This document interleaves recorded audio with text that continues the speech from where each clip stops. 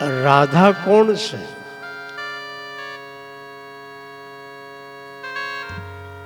આખી દુનિયા જેની આરાધના કરે એ કૃષ્ણ છે,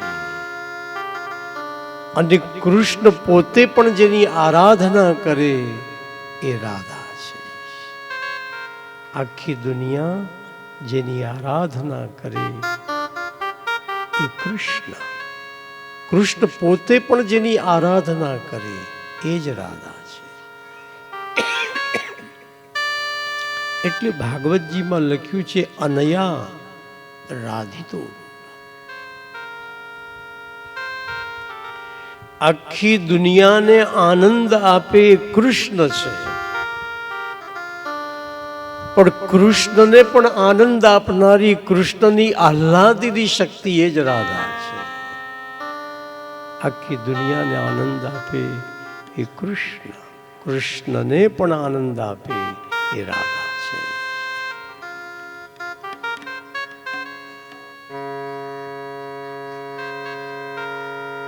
ઈશ્વર પુરુષ બને ત્યારે એનું નામ કૃષ્ણ હોય છે, ઈશ્વર સ્ત્રી બને ત્યારે એનું નામ રાધા હોય છે. એક જ તત્વના બે નામ છે, તત્વ એક છે, નામ બે છે. ઈશ્વર પુરુષ બને ત્યારે એનું નામ કૃષ્ણ, ઈશ્વર સ્ત્રી બને ત્યારે એનું નામ રાધા.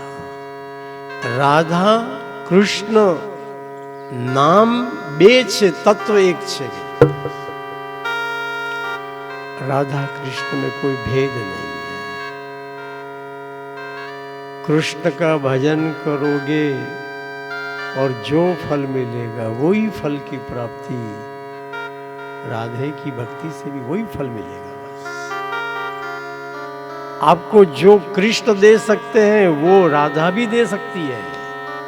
जो फल का दान राधे रानी करती है वो वही फल का दान ठाकुर जी भी करते हैं.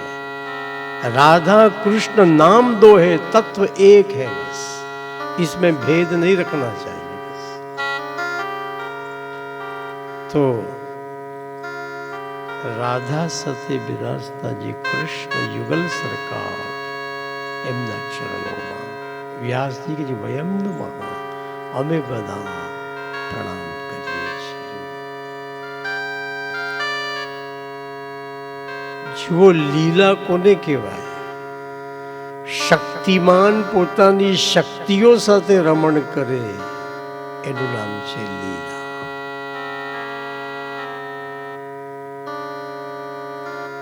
ઠાકોરજીના 4 પટરાણી છે. તમે લોકો યમુનાષ્ટકનો પાઠ કરો ત્યારે એમાં આવે છે નમત કૃષ્ણ તુર્ય પ્રિયા. તુર્ય એટલે ચોથા, પ્રિયામ એટલે પટરાણી. શ્રી યમુનાજી ઠાકોરજીના ચતુર્થ પટરાણી છે. મતલબ બીજા 3 કોણ? જો યમુનાજીનો ચોથો નંબર છે તો પ્રભુના બીજા 3 પટરાણી કોણ?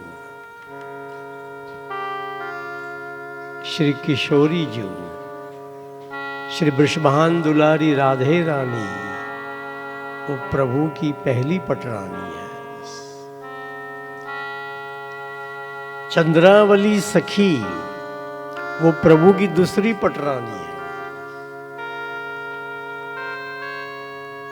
श्री ललिता जी, श्री राधा सहचरी जी, ललिता सखी का दूसरा नाम है राधा सहचरी जी, वो प्रभु की तीसरी पटरानी है. और श्री यमुना जी वो प्रभु की चतुर्थ पटरानी है.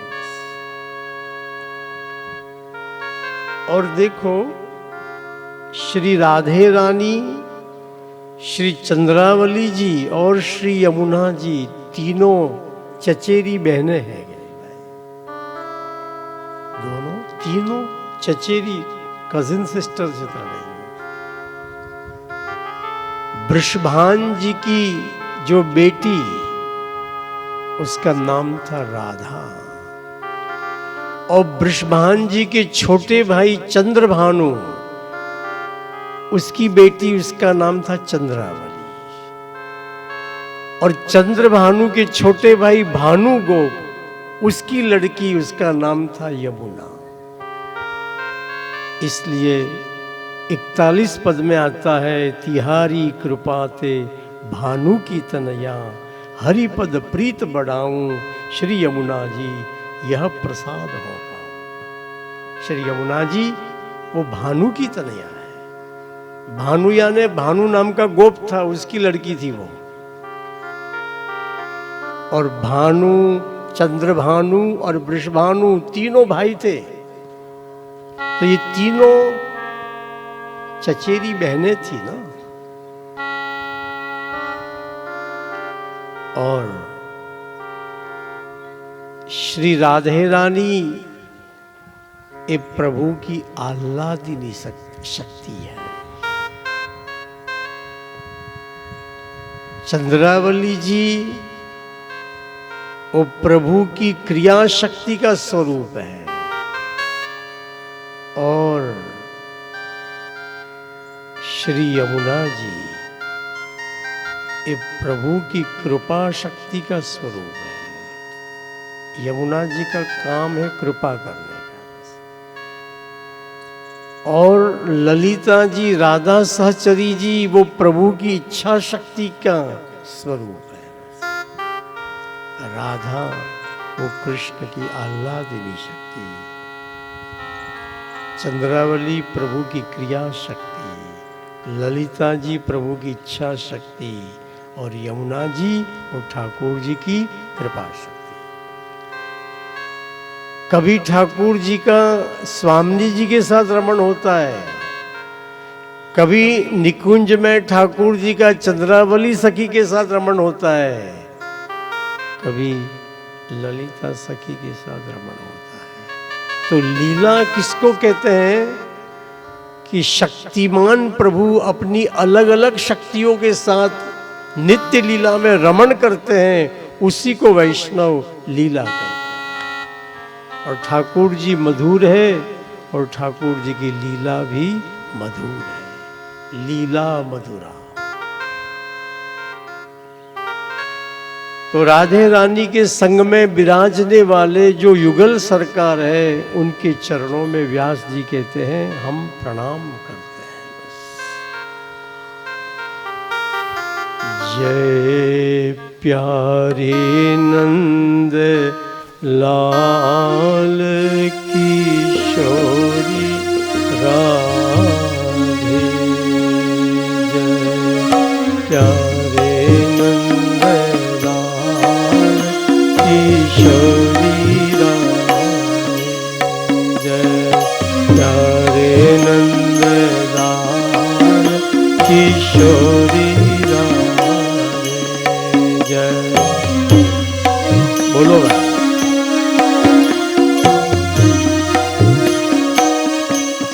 बोलो जय राधे, बोलो जय राधे,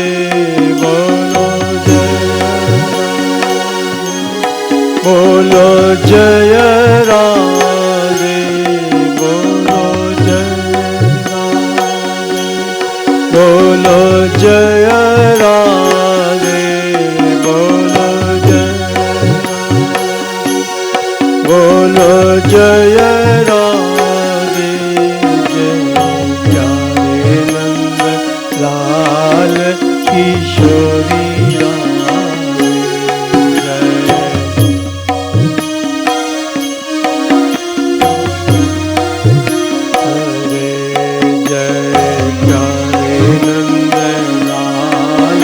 किशोरी राधे, जय।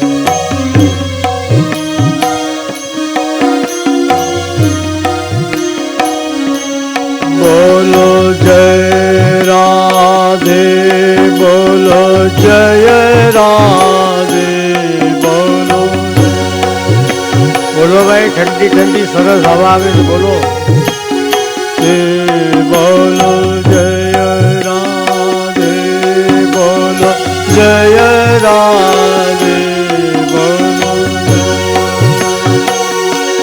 बोलो जय राधे जय प्यारे नंदलाल किशोरी राधे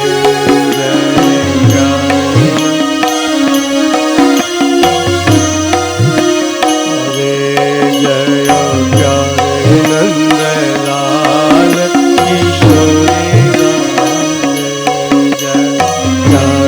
नंदलाल किशोरी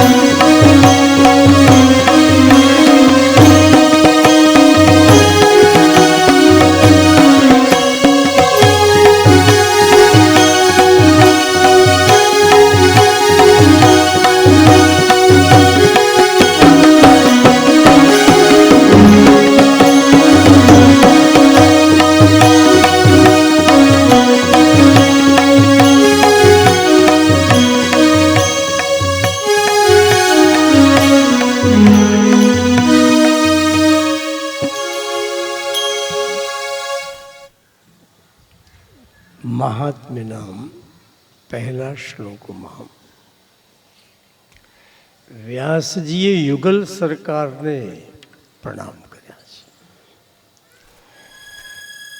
બીજા શ્લોકમાં સદગુરુ શ્રી સુખદેવજી મહારાજને પ્રણામ કર્યા છે.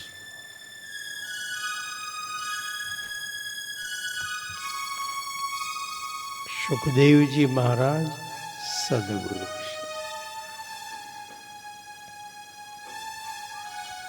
જે પોતે પણ સત્યના માર્ગે ચાલે અને પોતાના સેવકોને પણ જે સત્યના માર્ગે દોરી જાય એને સદગુરુ કહેવાય છે.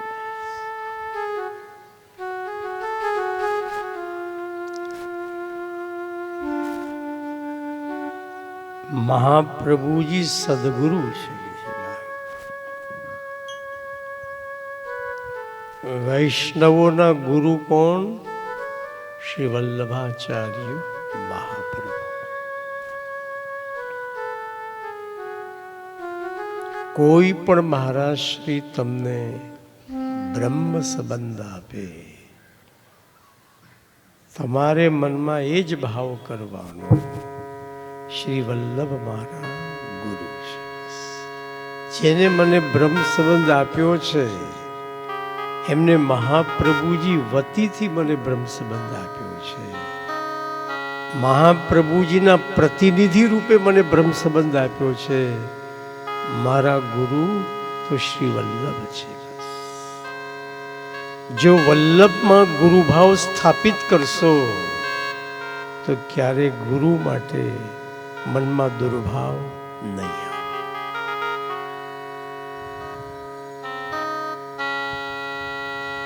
ગુરુ વગર જીવનમાં બધું અઘરું લાગે છે.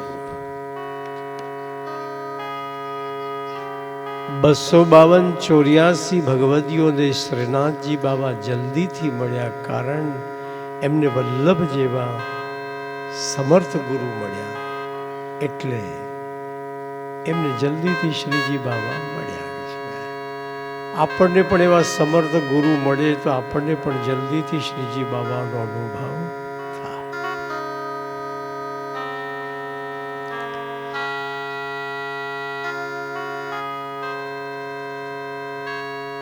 વ્યાસજીએ શ્રીમદ ભાગવતની રચના કરી. પછી વ્યાસજીને થયું કે આ ભાગવતનો દુનિયામાં સરસ રીતે પ્રચાર કોણ કરશે? ભાગવતજીનો પ્રચાર એ જ વ્યક્તિ સારી રીતે કરી શકે જેનામાં 16 આની વૈરાગ્ય હોય.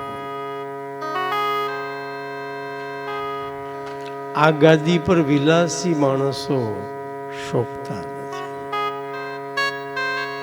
ઘણી વાર હું ટીવી ઉપર વક્તાઓને જોઉં તો સિનેમાના એક્ટર બેઠા હોય એવું લાગે કે ભાઈ વાળ બધું સેટ કરાવીને બેઠા હોય કે ભાઈ ડાઈ કરાવી હોય, ફેશિયલ કરાવ્યું હોય, 5 આંગળીઓમાં વીંટીઓ હોય, ગળામાં હોનાની ચેનો હોય.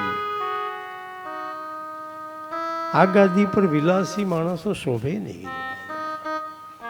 સુખદેવજી મહારાજ તો પરમ વૈરાગી હતા. આ ગાદી વિરક્ત સંતોની ગાદી છે અને વિલાસી માણસોની વાણી બહુ અસર બી કરે નહીં. ઠીક છે, 2 ઘડી તમને આનંદ આવે, બાકી અંદર કંઈ બહુ અસર કરે નહીં. પૂજ્ય ડોંગરે મહારાજ ખૂબ વૈરાગી હતા એટલે એમની વાણી લોકોને તરત હૃદય પર અસર કરતી હતી. હા, વિલાસી માણસોની વાણી 2 ઘડી આનંદ આપે, તમને બહુ લાંબો ટાઈમ અસર ન કરે. સિંહણનું દૂધ ગમે તેવા પાત્રમાં ઠરતું નથી, એ તો સોનાના પાત્રમાં જ ઠરે છે. એમ ભાગવતનું જ્ઞાન ગમે તેવાની અંદર સ્થિર થતું નથી. જેનામાં વૈરાગ્ય હોય એનામાં જ ભાગવતનું જ્ઞાન સ્થિર થાય છે. વિલાસી માણસની અંદર એ જ્ઞાન સ્થિર થતું નથી. વિલાસી માણસ અહીંથી સાંભળે ને અહીંથી કાઢી નાખે એને બહુ અસર ના હોય. મનમાં વૈરાગ્ય હશે તો જે સાંભળો છો એની તરત મન પર અસર થશે.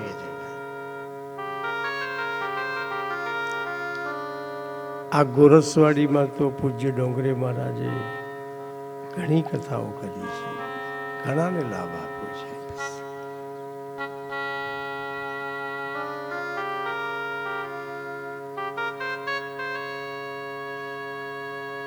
ગુરુમાં જ્ઞાન ઓછું હોય તો ચાલે, પણ વૈરાગ્ય તો હોવો જ જોઈએ. જ્ઞાન ખૂબ હોય પણ ગુરુમાં વૈરાગ્ય ના હોય તો એ જ્ઞાનની કોઈ કિંમત નથી.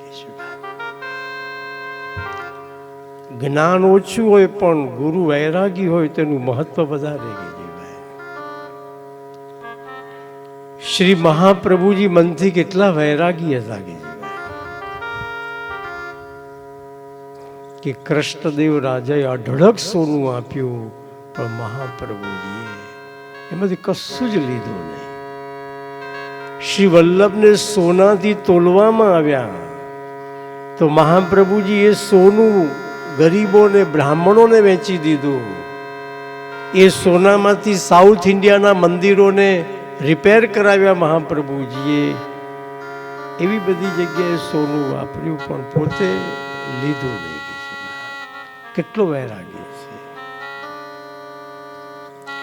તો કે છે સુખદેવજી મહારાજ પરમ વૈરાગી છે.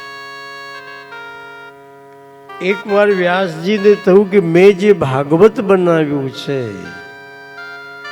એનો દુનિયામાં સારી રીતે પ્રચાર કોણ કરી શકે? તો કે જેનામાં ખૂબ વૈરાગ્ય હોય એ જ ભાગવતનો પ્રચાર સારી રીતે કરી શકે.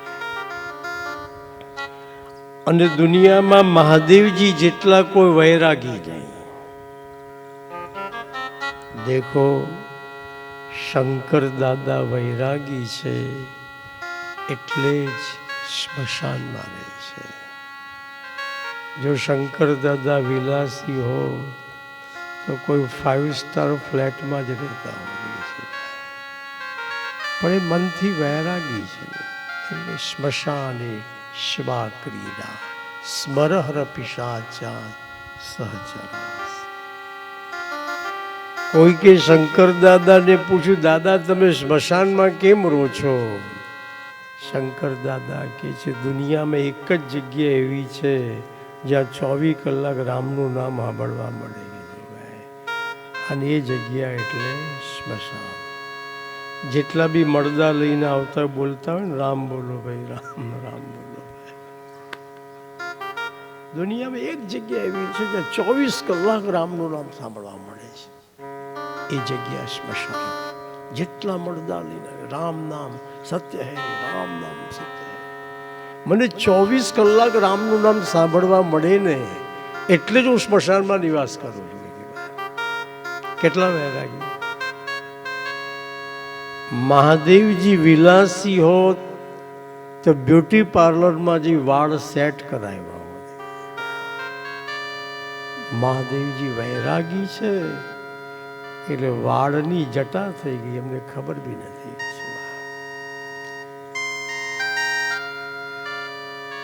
અને વ્યાસજી મહાદેવજીને વિનંતી કરે છે, ભોળાનાથ મારે ત્યાં પુત્ર બનીને આવો. મેં જે ભાગવતની રચના કરી છે એનો આપ દુનિયામાં પ્રચાર કરો.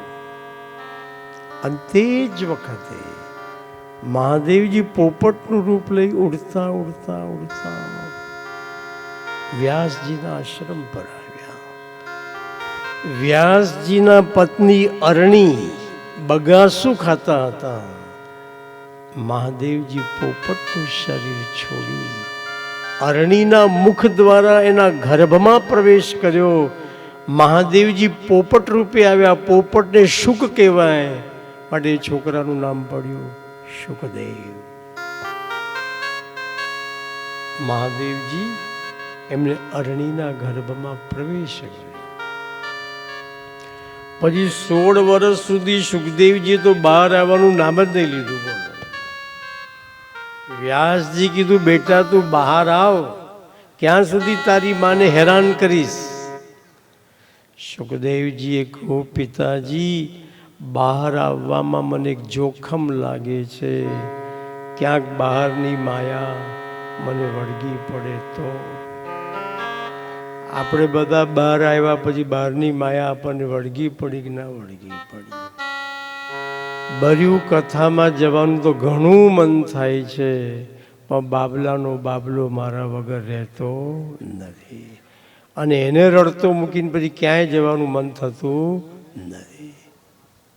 બોલો, આ બહાર આવ્યા પછી બહારની માયા વળગી કે ના વળગી ગઈ છે? ભાઈ તારા છોકરા મોટા થઈ ગયા, નવું લફડું છોકરાનું છોકરું કહે છે. ભાઈ છોકરાના છોકરાએ આપણો સત્સંગ છોડાવ્યો, એ જ માયા. આપણને બધાને બહાર આવ્યા પછી એવી માયા વળગી છે. છોકરાનો છોકરો દાદીના ખોળામાં પડ્યો પડ્યો પેશાબ કરે ત્યારે દાદી બોલે, ખોળો પવિત્ર કર્યો. તે અંદરથી ગંગાજલ નીકળ્યું, તારો ખોળો પવિત્ર થઈ ગયો.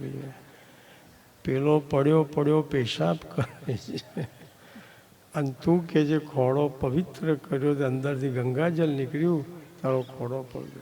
આ માયા કહેવાય કે ન કહેવાય? આપણે બધા બહાર આવ્યા પછી બહારની માયા આપણને વળગી પડી. જે આપણને ઠાકોરજીથી વિમુખ બનાવે એ માયા. બસ માયાનું કામ શું? જીવને ઈશ્વરથી વિમુખ કરવા. જેના લીધે આપણી સેવા છૂટે, જેના લીધે આપણો સત્સંગ છૂટે, એ બધું માયા. સુખદેવજી કીધું, પિતાજી મને બહાર આવવામાં એક વાતનો ડર છે, ક્યાંક બહારની માયા મને વળગી પડે તો. પિતાજી તમે મને વચન આપો, તમે મને સંસારના કોઈ પણ બંધનમાં નહીં બાંધો તો હું બહાર આવવા તૈયાર છું.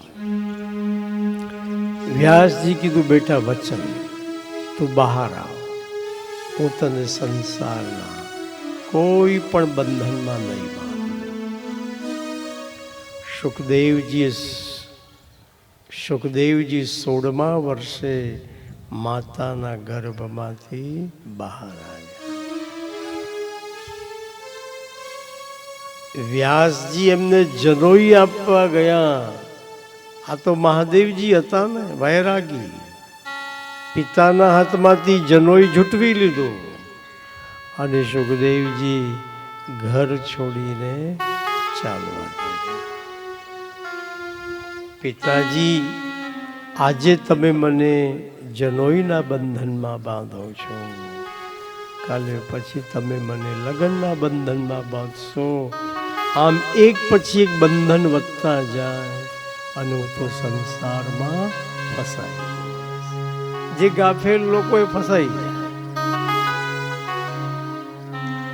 સુખદેવજી આશ્રમ છોડીને ચાલવા લાગ્યા અને વ્યાસજી સુખદેવજીની પાછળ હે બેટા કહીને દોડવા લાગ્યા. જેનું એક શ્લોકમાં અહીં વર્ણન કરેલું છે. યમ પ્રવ્રજન તમનુપે તમપેત કૃત્યમ દ્વૈપાયનો વિરહ કાતર આજુહા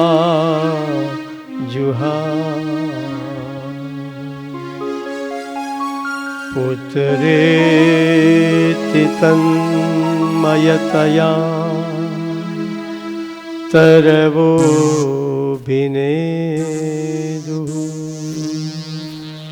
તમ સર્વભૂતહૃદયં મુનિમાનતોસ્મિ.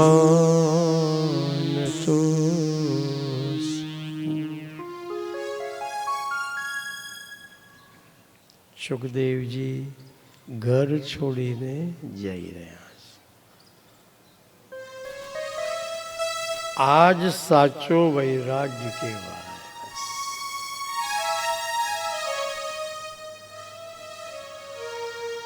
મહાપ્રભુજીને એવો વૈરાગ્ય જાગ્યો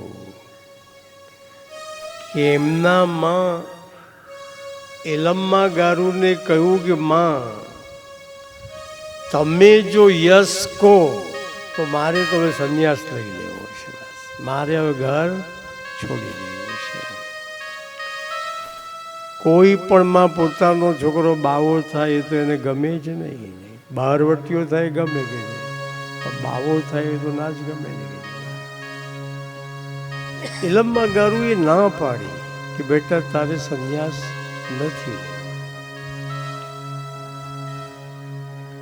વલ્લભ વારંવાર એમની માને પૂછે કે તમે આજ્ઞા આપો તો મારે સંન્યાસ લેવો છે. એલમ્મા ગારુ ના પાડે.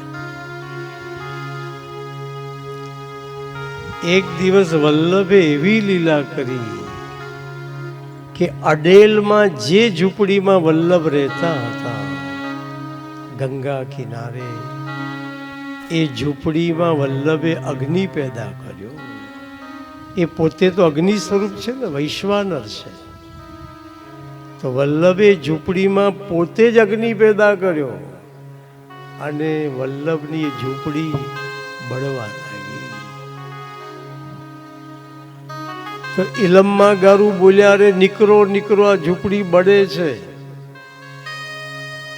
મહાપ્રભુજીને તો ચલો માની પરમિશન મળી ગઈ, નીકળો નીકળો, મતલબ હવે ઘર છોડી દેવાનું. કેટલો વૈરાગ્ય! ઘર છોડવું તું, માની પરમિશન લેવી હતી. તો વલ્લભે પોતે જ એ ઝૂંપડીમાં આગ લગાડી, ઝૂંપડી બળવા લાગી. ત્યારે માએ કીધું નીકળો નીકળો નીકળો નીકળો. બસ પરમિશન મળી ગઈ માની, નીકળો હવે ઘર છોડી દો. બસ વલ્લભાચાર્ય સંન્યાસ લઈ લીધો.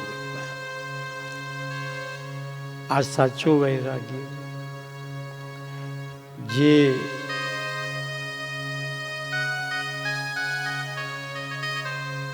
કાયમ બોલ બોલ કરે એ ઘર છોડી શકતા નથી. મહાપ્રભુજીનો વિયોગ એમની માંથી સહન ન થયો તો એલમ્મા ગારુએ 3 વાર સુસાઇડ કર્યું કે ગંગાજીમાં. ઇલમમાં ગારું એમના ઘરની અગાસીમાં ચડતા. ગંગા કિનારે મહાપ્રભુજીનું ઘર, અગાસીમાંથી ગંગાજીમાં કૂદી પડ્યા. પણ વલ્લભની માને ગંગાજી મરવા કેવી રીતે દે? 3 વાર ગંગાજી ઇલમમાં ગારુંને કિનારે મૂકી દીધા, મરવા નથી. આ બધા વૈરાગી હતા ને ભાઈ. આપણા ઘરમાં આગ લાગે ત્યારે આપણે કોઈને પૂછવા જતા નથી, ક્યારે ઘર છોડી દે ખબર ન પડે. એમ જીવનમાં જ્યારે સાચો વૈરાગ્ય પ્રગટે ત્યારે માણસ કોઈને પૂછવા રહે નહીં, કહેવા રહે નહીં, ક્યારે ઘર છોડી દે ખબર ન પડે.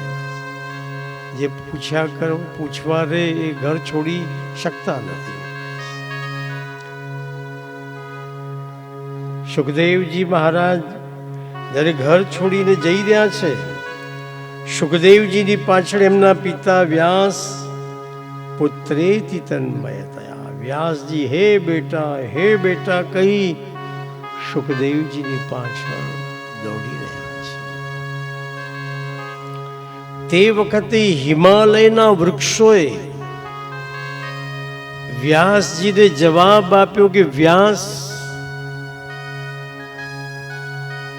જેમ અમે અમારા દીકરા સમાજના ચરણે અર્પણ કરીએ છીએ, એમ વ્યાસ તમારે પણ તમારો દીકરો સમાજના ચરણે અર્પણ કરવો. આ વૃક્ષ પર લાગેલા ફળ એ વૃક્ષના દીકરા છે ને. વૃક્ષ પર લાગેલું ફળ એ વૃક્ષનો દીકરો. કોઈ વૃક્ષે પોતાના ફળ ખાધા ખરા કે છે? આ બધા આંબાના ઝાડ એમની કેરીઓ પોતે જ ખાવાનું ચાલુ કરી દે તો આપણી રસ રોટલીના તો 12 જ વાગી જાય ને કે છે ભાઈ.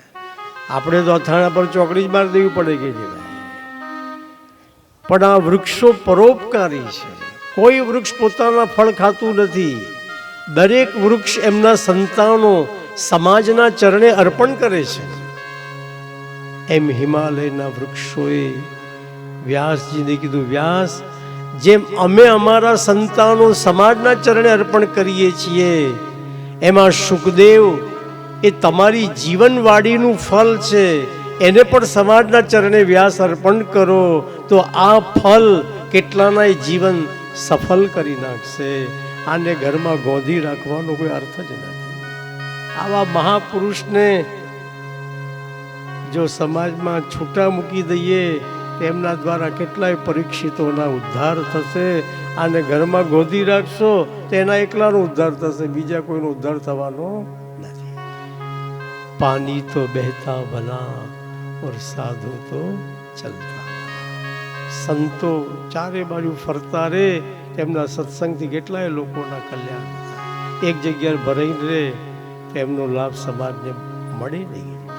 એટલે સંતો ફરતા રહે સારું. પાણી વહેતું રહે તો ચોખ્ખું રહે. અને વ્યાસજીએ જ્યારે સુખદેવજીનો આવો વૈરાગ્ય જોયો તો વ્યાસજી સુખદેવજી મહારાજને પ્રણામ કર્યા છે. ધન્ય છે મારા દીકરા,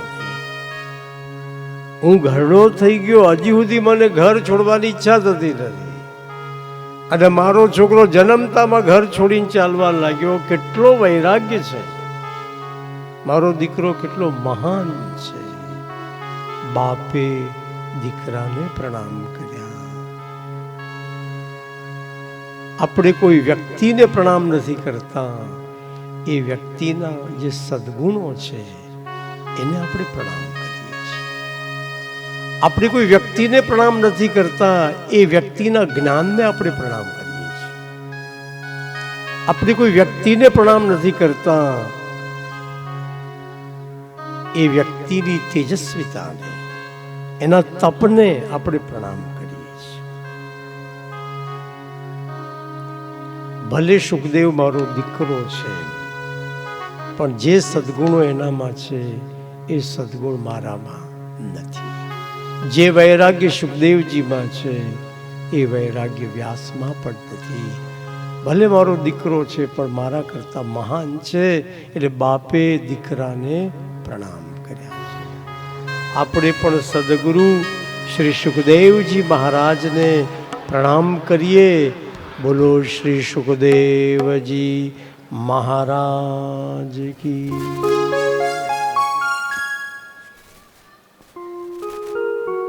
મહાત્મ્યના બીજા શ્લોકમાં સુખદેવજીને પ્રણામ કર્યા.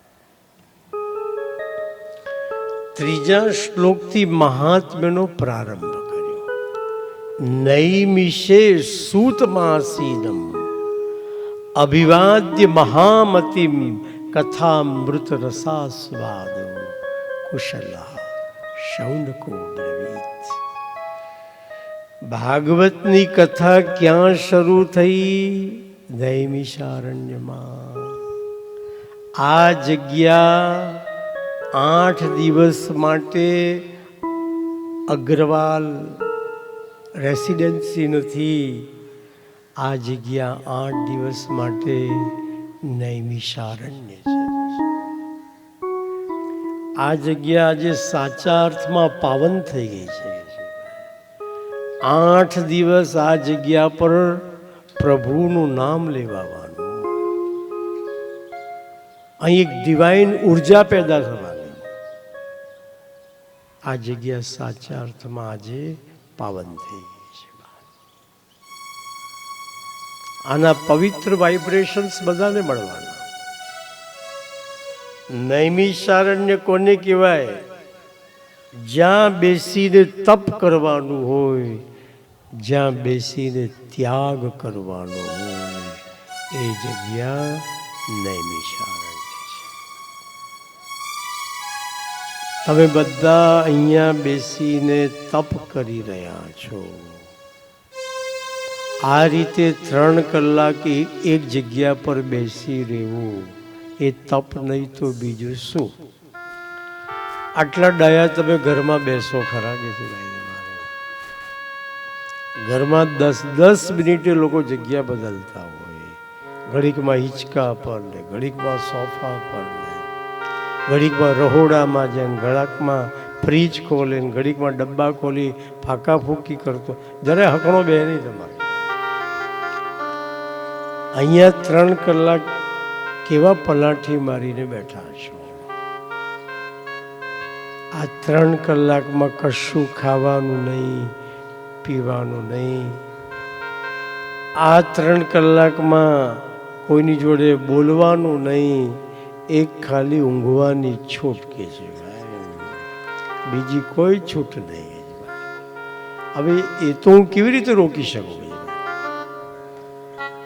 અને મારી કથામાં હું લોકોને ઊંઘતા જોઉં ત્યારે મને અંદરથી ગમે કે આને બિચારાને ઘરમાં તો કોઈ ઊંઘવા દેતું નથી.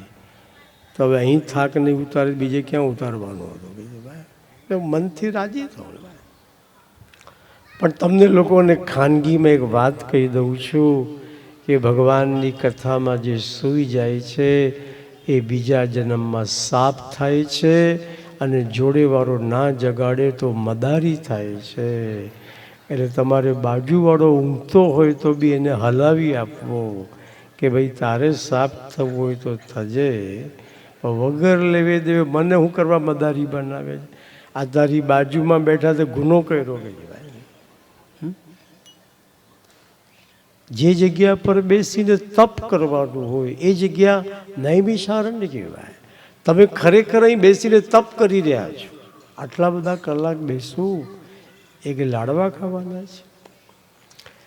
જે જગ્યા પર ત્યાગ કરવાનો એ જગ્યાને નૈમિષારણ્ય કહેવાય.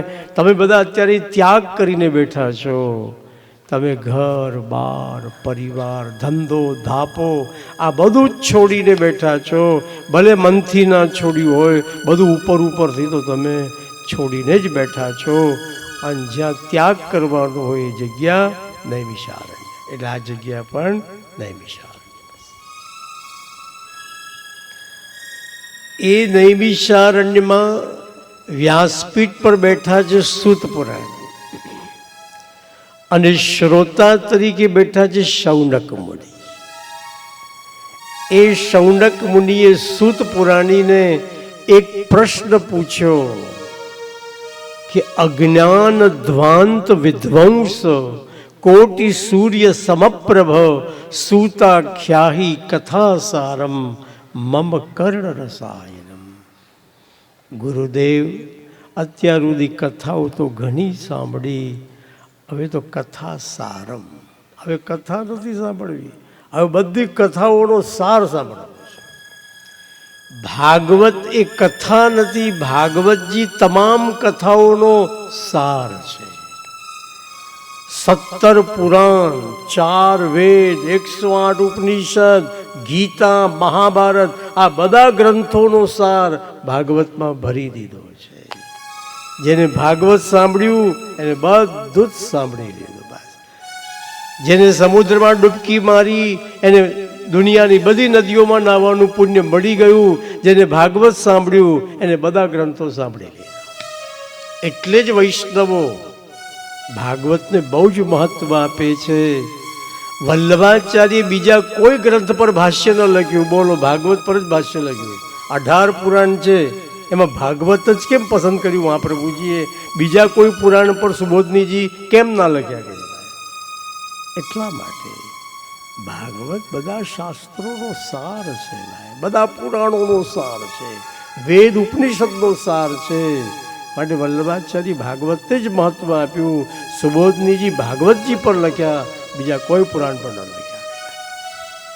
તો વૈષ્ણવોને પણ શ્રી ચૈતન્ય મહાપ્રભુ, શ્રી વલ્લભાચાર્ય મહાપ્રભુ, આ બધા મહાપુરુષોએ ભાગવતને મહત્વ આપેલું છે. જીવ ગોસ્વામી, રૂપ ગોસ્વામી, સનાતન ગોસ્વામી, વિશ્વનાથ ચક્રવર્તીજી, આ બધા સંતોએ ભાગવતને ખૂબ મહત્વ આપ્યું છે. વલ્લભાચાર્ય ભાગવતનો પાઠ કર્યા વગર ભોજન નહીં કરતા. શ્રી ચૈતન્ય મહાપ્રભુ ભાગવતજીનો પાઠ કર્યા વગર ભોજન નહીં કરતા. આ બધા સંતોએ ભાગવતને ખૂબ માન આપ્યું છે. વૈષ્ણવોને પણ ભાગવત ખૂબ વહાલું હોવું જોઈએ. બસ જે જગ્યા ઉપર વલ્લભાચાર્ય ભાગવતજીનો સંસ્કૃતમાં પાઠ કર્યો એ જગ્યાને વૈષ્ણવો બેઠકજી તરીકે ઓળખે છે અને ત્યાં જઈને ઝારીજી ભરતા હોય. અને ખરેખર બેઠકજીમાં જઈને ઝારીજી ના ભરાય ને તો બહુ ફિકર નહીં કરવાની. તમારે મહાપ્રભુજીને જો ખુશ કરવા હોય તો એક ઉપાય છે. વલ્લભાચાર્યના જ્યાં બી બેઠકજી હોય, મહાપ્રભુજીની સામે શાંતિથી બેસી એક પુરુષોત્તમ સહસ્ત્ર નામનો પાઠ કરો. વલ્લભ તમારા પર બહુ રાજી થઈ જશે. એટલા રાજી ઝારીજી ભરવાથી નહીં થાય છે. જ્યાં જ્યાં મહાપ્રભુજીના બેઠકજી હોય ત્યાં શ્રી વલ્લભની સન્મુખ શાંતિથી બેસી ત્રિવિધ નામાવલીનો એક પાઠ કરો, વલ્લભ રાજી થઈ જશે. ત્રિવિધ નામાવલી આખા દશમસ્કંદનો સાર છે. પુરુષોત્તમ સહસ્ત્રનામ આખા ભાગવતનો સાર છે. અને વલ્લભ માટે ભાગવત સર્વસ્વ છે. વલ્લભને કોઈ ભાગવત સંભળાવે તો વલ્લભ રાજી થઈ જાય. એટલા ઝારીજી ભરવાથી રાજી નથી થતા. બેઠકજીમાં જઈને સર્વોત્તમ સ્તોત્રનો પાઠનું બહુ મહત્વ નથી. બેઠકજીમાં સર્વોત્તમ સ્તોત્ર થાય તો ઠીક, ના થાય તો ઠીક, પણ કોઈ પણ બેઠકજીમાં પાઠ કયો કરવાનો? યા તો પુરુષોત્તમ સહસ્ત્ર નામનો યા ત્રિવિધ નામાવલી. આ બેમાંથી એકાદ પાઠ તમારે બેઠકજીમાં જઈ કરવો. ઝારીજી માટે બહુ ધક્કા મૂકી કરવી નહીં. એક સાથે 1000 ઝારીજી ભરાઈ જાય, વલ્લભને શ્રમ પડે કે ના પડે? આડે દાડે કશું જ ના, એક આમથી તમે 1000 ઝારીજી પ્રભુ વલ્લભને શ્રમ પડે. એના કરતાં આપણે શાંતિથી જેને ઝારીજી ભરે ઝારીજી ભરે, તમારે શાંતિથી ખૂણામાં બેઠા બેઠા વલ્લભની સન્મુખ પુરુષોત્તમ સહસ્ત્ર ત્રિવિધ નામાવલી પાઠ કરો. વલ્લભને સાંભળવું બહુ ગમશે. તો કે છે વલ્લભનું પ્રાગટ્ય ભાગવત માટે જ થયું છે. શ્રી ભાગવત ગૂઢાર્થ પ્રકાશન પરાયણ.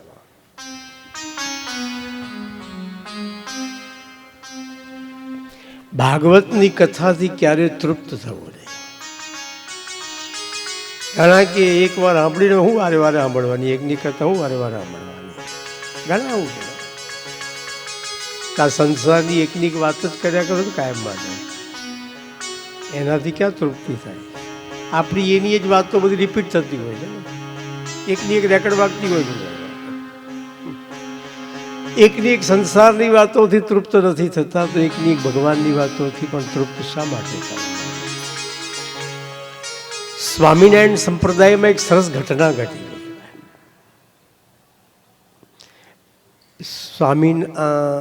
ગઢડામાં દાદા ખાચરનો દરબાર. એ દાદા ખાચરનો ભાઈ, તમારે આઈ થિંક જીવા ખાચર જે નામ હોય તે, એમને ગઢડાના દરબાર ગઢમાં ભાગવત કથા બેસાડી. અને ભાગવત કથા પૂરી થઈ, 7મા દિવસે કથાકારને જે ભેટ ધરવાની હતી ભેટ ધરી દીધી. કથાકાર પોથી લઈને ઊભા થવા જાય, પેલા જીવા ખાચરે કથાકારના પગ પકડ્યા કે 7 દિવસની કથા સાંભળ્યા પછી જરાય તૃપ્તિ થઈ નથી. ગુરુજી પોથી અહીં જ રહેવા દો, કાલથી ફરીથી કથા શરૂ કરો. 7 દિવસની તૃપ્તિ જ નથી થઈ, આપ પોથી અહીં જ રાખો, કાલથી ફરીથી આપણે વ્યાસપીઠ છોડવી જ નથી, કાલથી ફરીથી કથા શરૂ કરો. બીજી વાર 7 દિવસ ભાગવતની કથા ચાલી. છેલ્લા દિવસે પાછું જે કંઈ કથાકારને આપવાનું બધું આપી દીધું. અને જ્યાં વક્તા પોથી લેવા જાય ત્યાં જીવા ખાચરે પાછા ચરણ પકડ્યા. કથા સાંભળીને તૃપ્તિ જ થતી નથી, પોથી અહીં રહેવા દો, કાલથી ફરીથી કથા શરૂ કરો. તમને આશ્ચર્ય થશે, એક જ વ્યાસપીઠ પર જીવા ખાચરે નોન સ્ટોપ 7 વાર ભાગવત કથા સાંભળી. 7 વાર તૃપ્તિ જ. અને 7મી વારની જ્યારે ભાગવત કથા ચાલતી હતી ગઢડાના દરબાર ગઢમાં, અને છેલ્લા દિવસે કથાની પૂર્ણાહુતિ નજદીક હતી, અને એક ચિઠ્ઠી આવી. એ ચિઠ્ઠી ભગવાન સ્વામિનારાયણની હતી કે હું બાજુના જ ગામમાં આવ્યો છું, અને મને ખબર છે કે ગઢડાના દરબાર ગઢમાં ભાગવત કથા ચાલે છે, એની આજે પૂર્ણાહુતિ છે. પણ મારા આવતા પહેલાં ભાગવતની પૂર્ણાહુતિ કરતા નહીં, મારે ભાગવતજીના દર્શન કરવા છે. અને સૌથી પહેલી વાર સ્વામિનારાયણ ભગવાન દાદા ખાચરના દરબાર ગઢમાં આવ્યા. એમના આવ્યા પછી ભાગવતની પૂર્ણાહુતિ થઈ. અને દાદા ખાચરનો જે પિતરાઈ હતો જીવા ખાચર, કે જે નામ હોય તે મને અત્યારે યાદ નથી, પણ એને બધાએ કીધું, અલા જીવા, તું ગાંડો થઈ ગયો છે, એકની એક વ્યાસપીઠ પર તે 7 વાર એકની એક ભાગવત કથા સાંભળી, ત્યાં 7 વાર કથા સાંભળી, તને શું મળ્યું? તો કે ભગવાન મળ્યા. 7મી કથા વખતે સ્વામિનારાયણ ભગવાન સામે ચાલીને મારા દરબાર ગઢમાં પધાર્યા. 7 વાર કથા સાંભળીને શું મળ્યું? ભગવાન મળ્યા. હું ક્યાં એમને બોલાવા ગયો હતો, એ સામે ચાલીને પધાર્યા છે મારા દરબાર ગઢમાં. ભલે સ્વામિનારાયણ સંપ્રદાયની ઘટના છે, પણ ભગવાન સ્વામિનારાયણને પણ ભાગવતજી માટે એટલો ભાવ હતો, એટલો પ્રેમ હતો. ઘનશ્યામ મહારાજ દર વર્ષે કોઈને કોઈ વક્તા પાસેથી પોતે 7 દિવસ બેસી ભાગવત કથા સાંભળતા, અને શિક્ષાપત્રીમાં લખતા ગયા કે મારા હરિભક્તોએ 12 મહિને 1 વાર કોઈ પણ સંતના મુખથી ભાગવત કથા સાંભળી. આખી ભાગવત કથા સાંભળવાનો સમય ન મળે તો મારા હરિભક્તોએ દર વર્ષે ભાગવતજીનો 5મો સ્કંદ અથવા ભાગવતજીના 10મ સ્કંદની દર વર્ષે કથા સાંભળવી. આટલું આજ્ઞા કરી ગયા છે શ્રીજી મહારાજ. તો સ્વામિનારાયણ ભગવાનને બી ભાગવતજી માટે કેટલો પ્રેમ, કેટલો ભાવ હતો કે આ બધા સંતોએ ભાગવતજીને બહુ પ્રેમ કર્યો છે. આપણને પણ ભાગવતજી માટે એ જ ભાવ હોવો જોઈએ. વારંવાર ભાગવત સાંભળો, તમને ક્યારે ભાગવતની તૃપ્તિ નહીં થવી જોઈએ. બસ લૌકિકમાં તૃપ્ત નથી થતા, અલૌકિકમાં તૃપ્ત થવાની સીઝન છે. અને આ ભાગવતની કથા ક્યાં શરૂ થઈ? નૈમિષારણ્યમાં. એ નૈમિષારણ્યમાં બેઠેલા શૌનક મુનિએ સૂત પુરાણીને પ્રશ્ન પૂછ્યો, અમે કથાઓ તો ઘણી સાંભળી, હવે તો કથા સાર, બધી કથાઓનો સાર સંભળાવો. ભાગવત બધી કથાઓનો સાર. ગુરુદેવ, અમને એવી કથા સંભળાવો જે કથા સાંભળવાથી અમને વિવેકની પ્રાપ્તિ થાય. વિવેકો વર્ધતે. જે કથા સાંભળવાથી અમારામાં વિવેક જાગે, જે કથા સાંભળવાથી અમારો વિવેક વધે, એવી કથા અમને સંભળાવો. ભાઈ, ભાગવતની કથા શા માટે સાંભળવી જોઈએ? ઘણા કે આ કથા શા માટે સાંભળવાની? ભાઈ, ઘણાને એવો પ્રશ્ન થાય કે કથા શા માટે સાંભળવાની, કેમ? અરે ભાઈ, આપણામાં વિવેક જાગે ને એટલા માટે ભાગવત કથા સાંભળવાની. તમે કહેશો વિવેક કોને કહેવાય? આપણે લોકો વિવેક કોને કહીએ? હું ફલાણાને મળવા ગયો પણ એને મને ચાહનો વિવેક પણ કર્યો નથી. કોઈ આપણને ચાહનો ભાવ પૂછે તો આપણે કહીએ બહુ વિવેકી હો, કહેવું પડે. કોઈ આપણને ચાનો ભાવ ના પૂછે તો આપણે કયું સર્ટિફિકેટ આપીએ? એના વિવેક જેવું કશું છે જ નહીં. એને પાણીનો ભાવ નથી પૂછ્યો, હું તો બીજી વાર પગે નહીં મેળવ્યો. આપણે આને વિવેક કહીએ. બોલો કે ચાનો ભાવ પૂછે તો કે બહુ વિવેકી, ચાનો ભાવ ના પૂછે તો કે એના વિવેક જેવું કશું છે જ નહીં. આપણે આને વિવેક કહીએ. શ્રી શંકરાચાર્ય મહારાજે વિવેક કોને કહ્યું? શંકરાચાર્ય મહારાજ કહે છે, શું સાચું શું ખોટું એની જાણકારી થવી, એનું જ નામ વિવેક.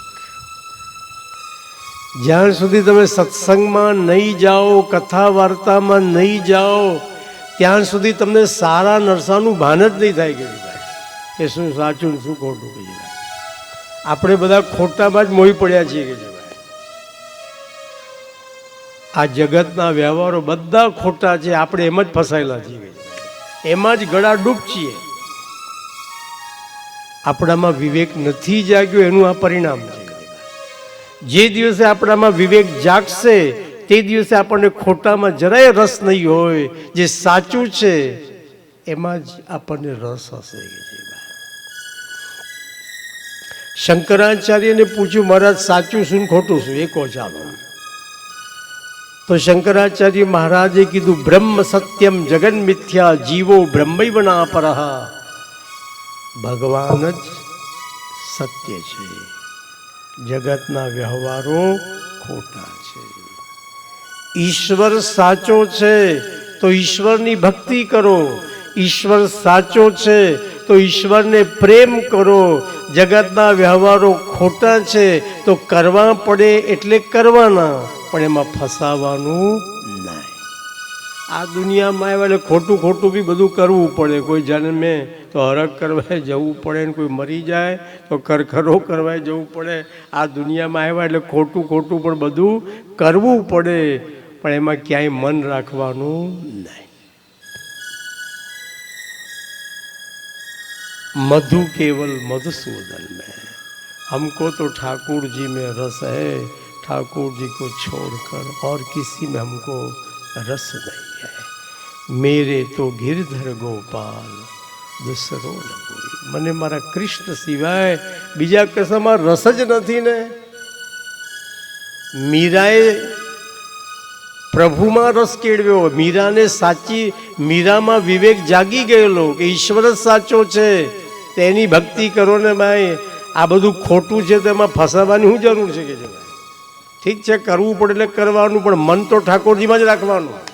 ખોટું ખોટું કરવું પડે એટલે કરવાનું, પણ મન મોહનમાં જ રાખવાનું. બસ હા, બસ મેરે તો ગિરધર ગોપાલ દસરો. મને તો ઠાકોરજીમાં રસ, બીજા કશામાં રસ જ નથી ભાઈ.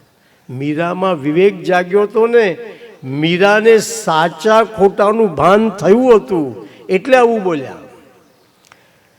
પુષ્ટિ માર્ગમાં કુંભનદાસ બોલ્યા, કુંભન દાસ લાલ गिरिधर बिन यह सब झूठो धाम भक्तन को कहाँ सिकरी ते काम.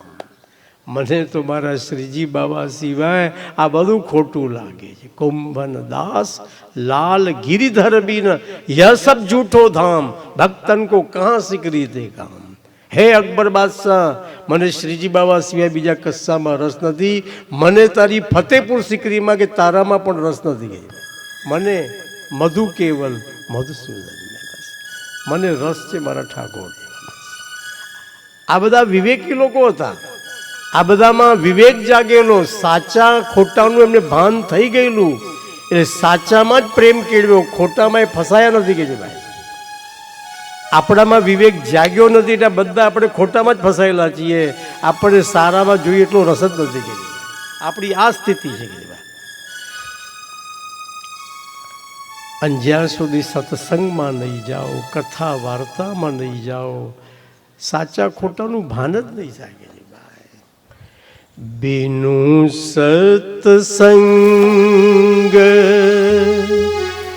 विवेक न होई.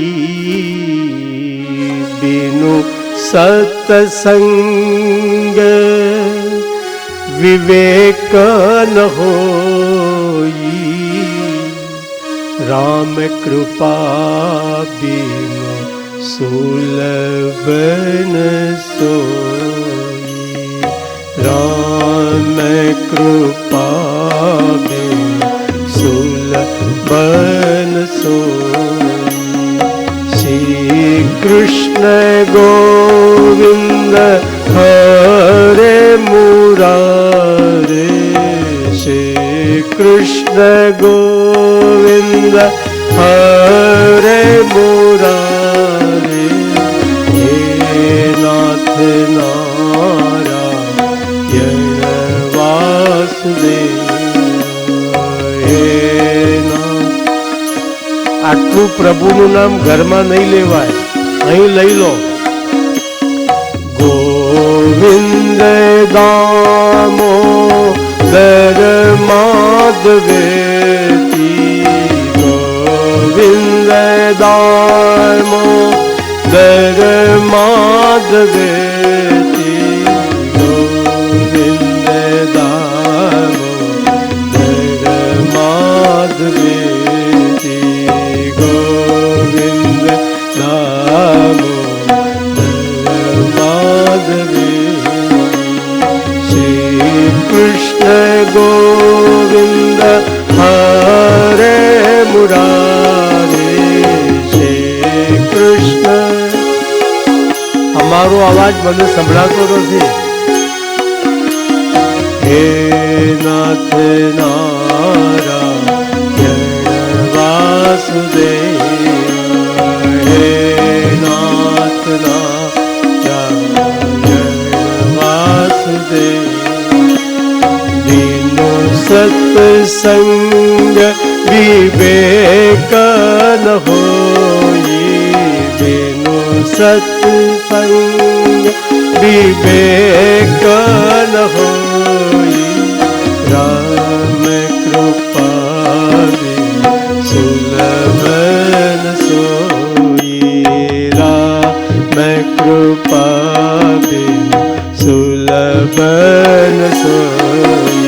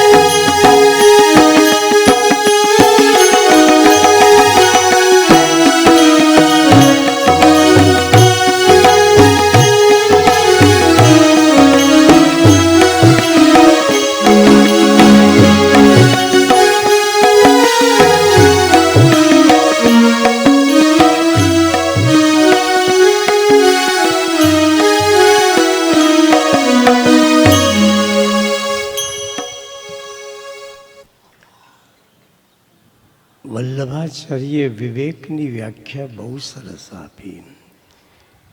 વિવેકસ્તુ હરિસર્વમ નિજેચ્છાત કરીષ્યતિ. ભાઈ વિવેક કોને કહેવાય? તો શ્રી વલ્લભાચાર્ય કહે છે નિજેચ્છાત કરીષ્યતિ. દુનિયામાં જે પણ થઈ રહ્યું છે બધું એની ઈચ્છાથી જ થઈ રહ્યું છે એવું સમજવું એને વલ્લભાચાર્ય વિવેક કહે છે. સારું થયું એ બી એની ઈચ્છાથી થયું, ખોટું થયું એ બી એની ઈચ્છાથી થયું. બધું એની ઈચ્છાથી થાય તો સારાનો હરખ કરવાની જરૂર નથી, ખોટાનો શોક કરવાની જરૂર નથી. જીવનમાં સુખી થવું હોય તો એક સૂત્ર યાદ રાખો, કંઈક સારું થાય ત્યારે બોલજો જેવી એની કૃપા. મારા પ્રભુની એવી કૃપા હતી કે આવું સરસ થઈ ગયું. બસ કંઈક ખોટું થઈ જાય ત્યારે બોલજો જેવી એની ઈચ્છા. બસ મારા વાલાની આવી ઈચ્છા હશે એટલે આવું થયું. Man proposes, God disposes. ઘણી વાર માણસ ધારે શું ને જીવનમાં થાય શું? જીવનમાં કંઈક ખોટું થઈ જાય તો જીવ બાળ્યા કરવો એના કરતાં જેવી મારા પ્રભુની મરજી, જેવા મારા પ્રભુની ઈચ્છા, એની ઈચ્છા નહીં હોય એટલે આવું થયું. બસ સારું થયું એની કૃપા, ખોટું થયું એની ઈચ્છા, તો પછી કોઈ દુઃખ જ નથી. કે જે વલ્લભાચાર્ય તો આને જ વિવેક કહે છે કે નિજે ઈચ્છા, જે કંઈ થઈ રહ્યું છે એની ઈચ્છાથી જ થઈ રહ્યું છે, સારું ખોટું. બસ ઈશ્વરની ઈચ્છામાં આપણી ઈચ્છા મિલાવી દેવી, સારા ખોટાનો હરખ શોક ન કરવો એ જ વિવેક. સારા ખોટામાં બેલેન્સ ઓફ માઇન્ડ ગુમાવવું નહીં એ જ વિવેક છે ભાઈ. બહુ અઘરું કામ છે. મારા માટે તો બોલી જવું સહેલું છે, તમારા માટે સાંભળી લેવું સહેલું છે. પ્રેક્ટિકલમાં બધી વાતો એટલી સહેલી નથી. જ્યાં સુધી સત્સંગમાં નહીં જાઓ, કથા વાર્તામાં નહીં જાઓ, મનમાં આ ભાવ દ્રઢ નહીં થાય, આવો વિવેક જાગશે. ગુરુદેવ અમને એવી કથા સંભળાવો જે કથા સાંભળતા અમારા મનમાં વિવેક જાગે. વિવેક જાગ્યો હોય તો વિવેક વધે, વિવેક દ્રઢ થાય. અને ગુરુદેવ અમને એવી કથા સંભળાવો જે કથા અસુરને પણ દેવ બનાવે. જે પ્રભુથી વિમુખ છે બધા અસુર છે, જેને સેવા છોડી દીધી, સ્મરણ છોડી દીધું, સત્સંગ છોડી દીધો, જે ઠાકોરજીથી વિમુખ છે, જે બહિર્મુખ છે એ બધા અસુર છે. જે પ્રભુની સન્મુખ છે એ બધા દેવ છે. ગુરુદેવ અમને એવી કથા સંભળાવો જે કથા મનુષ્યને દેવ બનાવે. ગુરુદેવ અમને એવી કથા સંભળાવો જે કથા સાંભળવાથી અમને કૃષ્ણની પ્રાપ્તિ થાય. આ ભાગવત કથા કોઈ ટાઈમ પાસ કરવાની જગ્યા નથી કે છે. ભાગવત શા માટે સાંભળવાનું? પ્રભુ પ્રાપ્તિ માટે. ભાગવત શા માટે સાંભળવાનું? પોતાનામાં વિવેક જગાડવા માટે. ભાગવત શા માટે સાંભળવાનું? આત્મકલ્યાણ માટે. ભાગવત શા માટે સાંભળવાનું? અસુરમાંથી દેવ થવા માટે. સાચા વૈષ્ણવ થવું હોય એને ભાગવત વારંવાર સાંભળવું. ભાગવત પ્રભુ પ્રાપ્તિ કરાવનારો ગ્રંથ છે. કે વલ્લભાચાર્ય લખે છે ભાગવત સાંભળવાથી 5 ફાયદા થાય છે. તમને બધાને આ 5 ફાયદા થવાના. પણ તમારે 12 મહિના ભાગવત વાંચવાનું, સાંભળવાનું, ભાગવતની વાતોનો જીવનમાં અમલ કરવાનો, તો ચોક્કસ આ 5 ફાયદા આપણને બધાને થાય. ઘણા તો ખાલી કાન પવિત્ર કરવા જ જતા હોય.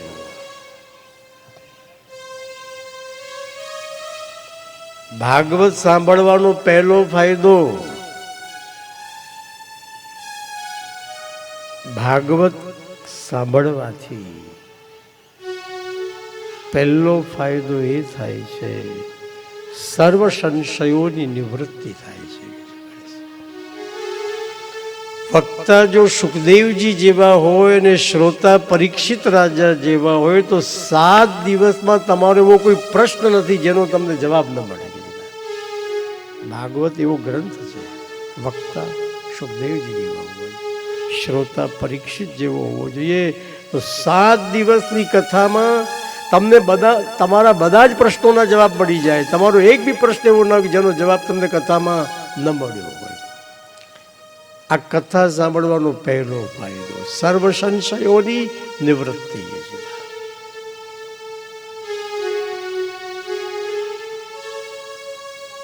શંકાના બધા વાદળો વિખરાઈ જાય કથા સાંભળતા સાંભળતા. શ્રી વલ્લભ કે છે ભાગવતની કથા શ્રવણ કરવાનો બીજો ફાયદો છે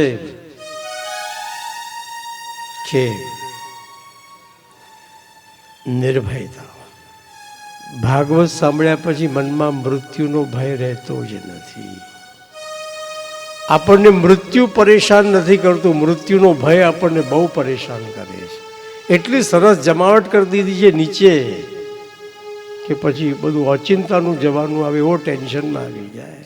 એટલા પથારા પાથરી દીધા હોય. રહેવું છે થોડું ને ઓહો જાણે 1000 વર્ષ જીવવાનું એટલી બધી તૈયારીઓ થઈ ગઈ છે. જેટલી ચાદરો એટલા પગ પોળા કરવા જોઈએ. જિંદગી બહુ ટૂંકી છે. જરૂર પ્રવૃત્તિ કરવી જ જોઈએ માણસે, પણ બહુ જ પસારા મત કરો. બસ તમારી એટલું બધું જાડું નહીં પોરું કરો કે એમાં તમે ગુંગળીને મરી જાઓ કે જો ભાઈ. એટલું બધું જાડું શું કરવા પોળું કરો છો જે તમે સંભાળી શકતા નથી. ખાવાની 2 રોટલી દુનિયાભરનું ટેન્શન લઈને ફરવાનું. તો પાછળવાળા કોઈ એવોર્ડ આપી દેવાના નથી કે તમે ગમે તેટલું મૂકીને જાઓ ને કે ભાઈ તમારા ફોટા પરથી એમને ધૂળ ખંખેરવાનો ટાઈમ નહીં હોય. આપણે આપણા મા બાપના ફોટા પરથી કેટલી ધૂળ ખંખેરીએ છીએ કે ભાઈ એમને તો 2014 વાળાનો ટાઈમ હશે. ઠીક છે આપણે મર્યા પછી જે છે બધું એમનું જ છે, પણ એમના માટે આપણું આત્મકલ્યાણ છૂટી ન જાય એનું હંમેશા ધ્યાન રાખવું. જરૂર આ દુનિયામાં આવ્યા છીએ 2 પૈસા કમાવા જ જોઈએ, પણ આત્મકલ્યાણના ભોગે નહીં. બસ આપણું આત્મકલ્યાણ છૂટી જાય. ખાલી રૂપિયા જ ભેગા કરવા થોડા નીચે મોકલ્યા છે. ભક્તિનું ભાતું તો બાંધ્યું નહીં, મતલબ તમે જીવનમાં ફેલ ગયા છો. નીચે કામ લાગે એવી કરન્સી તો બહુ ભેગી કરી, પણ મર્યા પછી કામ લાગે એવી કરન્સી તો તમે ભેગી કરી જ નથી. મતલબ તમે લાઈફમાં ફેલ માણસ છો. જરૂર આ દુનિયામાં એવા 2 પૈસાની જરૂર છે, દરેક માણસે કમાવા જોઈએ, પણ સાથે સાથે મર્યા પછી જે કામ લાગવાની છે એવી થોડી રામ નામની કરન્સી બી ભેગી કરવી જોઈએ. અને બંને ટાઈપની કરન્સી ભેગી કરી તો તમારું જીવન સફળ છે. ઘણા ક્યાં ફેક્ટરીમાંથી નવરા પડીએ કથા સાંભળીએ કોને ટાઈમ છે કથા? મર્યા પછી સાંભળશું. મર્યા પછી ક્યાં સાંભળવાનો હતો કે ભાઈ આજનો લાવો લીજીએ રે કાલ કોને લીધી છે. મર્યા પછી આવી કથા તમને ક્યાં સાંભળવા મળવાની છે? સ્વર્ગમાં કથા બધા કંઈ મળતું નથી. આવું બધું આ બધા જલસા નીચે થાય, ઉપર કશું છે જ નહીં. પણ જ્યારે આવો લાભ મળતો હોય ને ત્યારે લઈ લેવાનો. આજનો લાવો લીજીએ રે કાલ કોને દીઠી છે. એક ભાઈ મને કે શાસ્ત્રીજી હું ડાઇનિંગ ટેબલ પર જમવા બેસું ને ડાઇનિંગ ટેબલ પર રસગુલ્લા, રસમલાઈ, ગુલાબજાંબુ આ બધું જોઉં ત્યારે શાસ્ત્રીજી મને તમારું વાક્ય યાદ આવી જાય કે આજનો લાવો લીજીએ રે કાલ કોને દીધી છે. અરે ભાઈ આ વાક્યનો ઉપયોગ ડાઇનિંગ ટેબલ પર થોડો કરવાનો છે. આ વાક્યનો ઉપયોગ માળા ફેરવતી કરવાનો કે આજે જેટલી ફેરવાય એટલી ફેરવાનું. ભાઈ કાલની કોને ખબર છે કે પાણીનો પરપોટો ક્યારે ફૂટી જાય કોઈ ભરોસો નહીં. કાચનું વાસણ ક્યારે ફૂટી જાય કઈ જ ભરોસો નહીં. બીજે બધે વાયદા ચાલે, ભક્તિમાં વાયદો નહીં કરવાનો. સમજતા થયા પ્રભુની ભક્તિ શરૂ કરો. ગમે તેટલા બિઝી હો, થોડોક સમય સત્સંગમાં બેસવાની ટેવ પાડો. ગમે તેટલા બિઝી હો, શ્રી કૃષ્ણ શરણમ મામાની એકાદ માળા ફેરવવાનો તમને સમય મળવો જ જોઈએ. મર્યા પછી આ જ બધું કામ લાગવાનું છે, બાકી તો બધું અહીંનો માલ અહીં જ પડી રહેવાનો. તો કે છે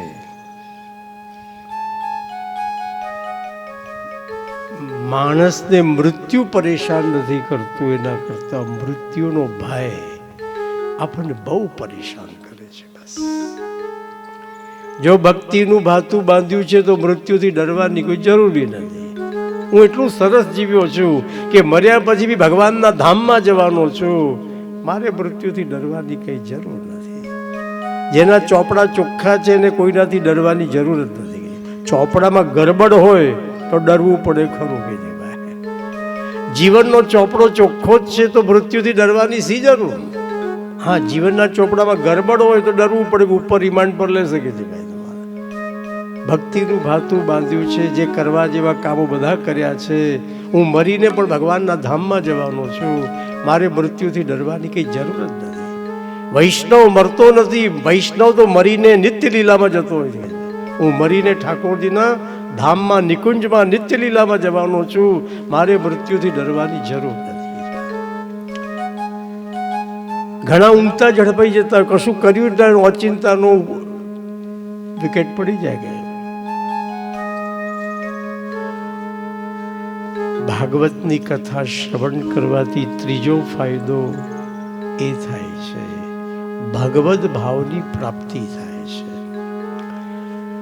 ભાગવત શ્રવણ કરતા કરતા જીવનમાં એક સમય એવો આવી જાય છે કે સર્વની અંદર આપણને સર્વેશ્વરનો અનુભવ થવા માંડે છે.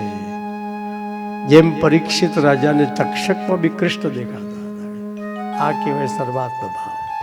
બધે ઈશ્વરનો અનુભવ થવો, મૃત્યુમાં પણ ઈશ્વર દેખાવો, આ ભગવત ભાવ છે, આ સર્વાત્મ ભાવ છે. એ સર્વાત્મ ભાવ ભાગવત દ્વારા પ્રાપ્ત થાય છે. ભાગવતની કથા શ્રવણ કરવાનો ચોથો ફાયદો છે પ્રભુના ચરણોમાં પ્રીતિ.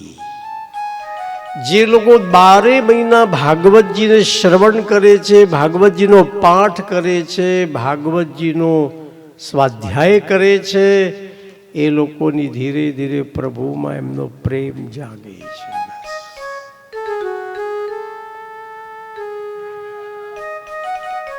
પ્રભુમાં પ્રેમ જગાડવો હોય, પ્રભુમાં પ્રેમ વધારવો હોય, વારંવાર ભાગવત શ્રવણ કરો. હરિરાય મહાપ્રભુજીએ સરસ વાક્ય લખ્યું છે, સત્સંગ ઘી છે, દુસ્સંગ પાણી છે. સત્સંગ ઘી છે, દુસ્સંગ પાણી છે. ભાવ અગ્નિ છે. ભાઈ અગ્નિમાં તમે પાણી નાખો તો અગ્નિ બુઝાઈ જાય. દુસ્સંગ પાણી જેવું છે. તમે ખોટા માણસોના સંગમાં રહેશો, જે ઠાકોરજીથી વિમુખ છે એવા લોકોના સંગમાં રહેશો તો તમારો ભાવનો અગ્નિ બુઝાઈ જશે. જે નાસ્તિક માણસ છે, જે ઈશ્વરને માનતો જ નથી, એવાના સંગમાં રહેશો તો તમારો ઠાકોરજીમાંથી ભાવ જ ચાલ્યો જશે. એ કાયમ તમારી નાસ્તિક વાતો જ કરતો હોય એટલે તમારો બી ધીરે ધીરે ઠાકોરજીમાંથી ભાવ ઘટી જાય. જ્યારે સત્સંગ ઘી જેવો છે. અગ્નિમાં ઘી નાખો તો અગ્નિ ઓર પ્રજ્વલિત થાય કે તાદૃશી ભગવદીઓના સંગમાં રહો. જેમનામાં પ્રભુ પ્રેમ પ્રગટી ચૂક્યો છે એવા પ્રભુ પ્રેમી ભગવદીઓના સંગમાં રહો તો ધીરે ધીરે તમારો બી ઠાકોરજીમાં ભાવ વધે. અગ્નિમાં ઘી નાખો, અગ્નિ ઓર પ્રજ્વલિત થાય. ભગવદીઓના વૈષ્ણવોના સંગમાં રહો, હરિભક્તોના સંગમાં રહો તો ઠાકોરજીમાં તમારો દિવસે દિવસ ભાવ વધતો જ જવાનો.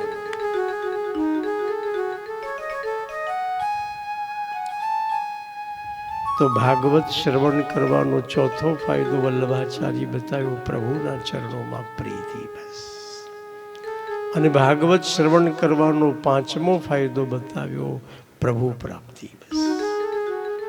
ભાગવતે બતાવેલા માર્ગ પર જે ચાલે છે ને જીવનમાં ક્યારેક ઠાકોરજીનો સાનુભવ થાય છે.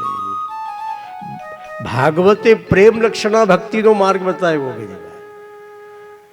તો ભાગવતે ચીધેલા માર્ગ પર જે ચાલે છે એને ક્યારેક જીવનમાં કૃષ્ણનો અનુભવ થાય છે, કૃષ્ણનો એને સાનુભવ પ્રાપ્ત થાય છે, એને શ્રી કૃષ્ણનો સાક્ષાત્કાર થાય છે. આ પાંચ ફલો ભાગવત દ્વારા પ્રાપ્ત થાય છે એવું વલ્લભાચાર્યજી એમના નિબંધ ગ્રંથમાં લખે છે.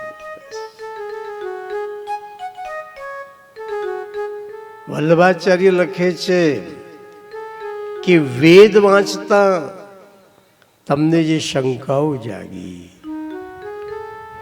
એનું સમાધાન તમને બ્રહ્મસૂત્રમાંથી મળશે, વેદાંત સૂત્રોમાંથી. બ્રહ્મસૂત્ર વાંચતા જે શંકાઓ જાગી એનું સમાધાન તમને ગીતામાંથી મળશે, અને ગીતા વાંચતા તમારા મનમાં જે સંશયો પેદા થયા છે એનું સમાધાન તમને શ્રીમદ ભાગવતમાંથી મળશે. વેદ, ઉપનિષદ, ગીતાનું ભાષ્ય શ્રીમદ ભાગવત છે. વેદ વાંચતા જે શંકાઓ જાગી એનું સમાધાન બ્રહ્મસૂત્રોમાંથી. જે બ્રહ્મસૂત્રો પર મહાપ્રભુજી અનુભાષ્ય લખ્યું છે, બ્રહ્મસૂત્રો વાંચતા જે સંશયો જાગ્યા એનું સમાધાન ગીતામાંથી, ગીતા વાંચતા જે સંશયો પેદા થયા એનું સમાધાન તમને ભાગવતમાંથી પ્રાપ્ત થશે. ભાગવત, વેદ, ઉપનિષદ, ગીતાનું ભાષ્ય છે કે વેદ ઉપનિષદના સિદ્ધાંતો ભાગવતમાં દ્રષ્ટાંત દ્વારા આપેલા છે. આ તો મહાન ગ્રંથ છે, આ પૂર્ણ ગ્રંથ છે, માટે આપણે એને ખૂબ આદર આપીએ છીએ. અને સૂત પુરાણીએ શૌનક મુનિને કહ્યું, શૌનક, હું તમને ભાગવતની કથા અવશ્ય સંભળાવીશ, કારણ શૌનક તમારી અંદર 3 વસ્તુ છે, માટે શૌનક તમને હું ભાગવત કથા જરૂર સંભળાવીશ. જેનામાં 3 વસ્તુ હોય ને શ્રેષ્ઠ શ્રોતા કહેવાય, અને આ 3 વસ્તુ ના હોય તો શ્રેષ્ઠ શ્રોતા કહેવાય. તો તમારે શ્રેષ્ઠ શ્રોતા થવું હોય તો તમારામાં આ 3 વસ્તુ હોવી જોઈએ. શ્રોતામાં સૌથી પહેલી વસ્તુ હોય જિજ્ઞાસા, જિજ્ઞાસા. ચાલો ચાલો કથામાં જઈને બેસીએ, કંઈક તો નવું જાણવા મળશે. આને કહેવાય જિજ્ઞાસા, કંઈક નવું મળશે, હાલો ત્યાં જઈને બેસીએ. આવી જિજ્ઞાસા લઈને જ જવાનું કથામાં. હું તો બધું જાણું છું, મને બધી ખબર છે, મારા નવું શું કહેવાનું, એવું નહીં. આપણે શું જાણીએ ભાઈ, આપણે જે જાણીએ બધું પાછેરામ પૂણી જવું છે. આજે તો ઘણું બધું જાણવાનું બાકી છે દુનિયામાં. કંઈક નવું મળે, ચાલો ત્યાં જ બેસીએ. આ જિજ્ઞાસા. વેદાંતનો પ્રારંભ જિજ્ઞાસાથી જ થાય છે. વેદાંતનું પહેલું સૂત્ર છે અથા તો બ્રહ્મ જિજ્ઞાસા. ઈશ્વર શું છે એ મારે જાણવું છે, ત્યાંથી જ વેદાંત શરૂ થાય છે. અથા તો બ્રહ્મ જિજ્ઞાસા. મારે ઈશ્વર તત્વને જાણવું છે કે ઈશ્વર છે શું. અહીંથી તો વેદાંત શરૂ થાય છે. બીજું, શ્રોતાને ભાગવતજી માટે આદર હોવો જોઈએ.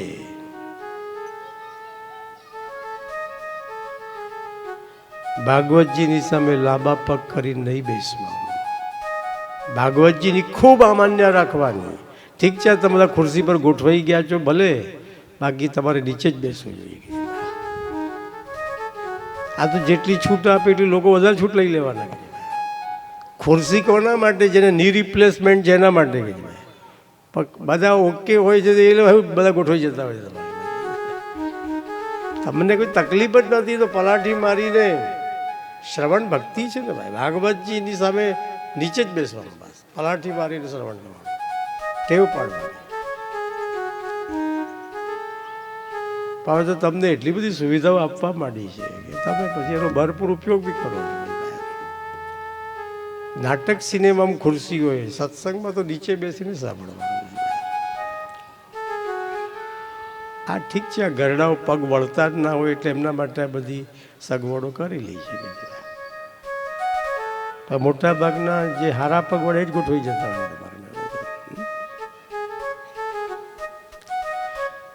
ત્રીજું, ભાગવતજી માટે આપણને ખૂબ પ્રેમ હોવો જોઈએ. બસ કેવો પ્રેમ હોવો જોઈએ ભાગવતજી માટે? તો કે હનુમાનજી જેવો. બસ હનુમાનજીને રામકથા માટે એટલો પ્રેમ. જ્યાં બી રામાયણની કથા થતી હોય, હનુમાનજી મહારાજ વીરાસનમાં જઈને કથા સાંભળવા બેસે. એવું વર્ણન છે કે હનુમાનજી કથા સાંભળવા બેસે ત્યારે માથું નીચું હોય, બે હાથ સતત જોડેલા હોય, આ મુદ્રામાં બેસે છે. બે પગ પાછળ વાળી વિરાસતમાં, અને કથા સાંભળતા માથું નમેલું હોય, બે હાથ જોડેલા હોય.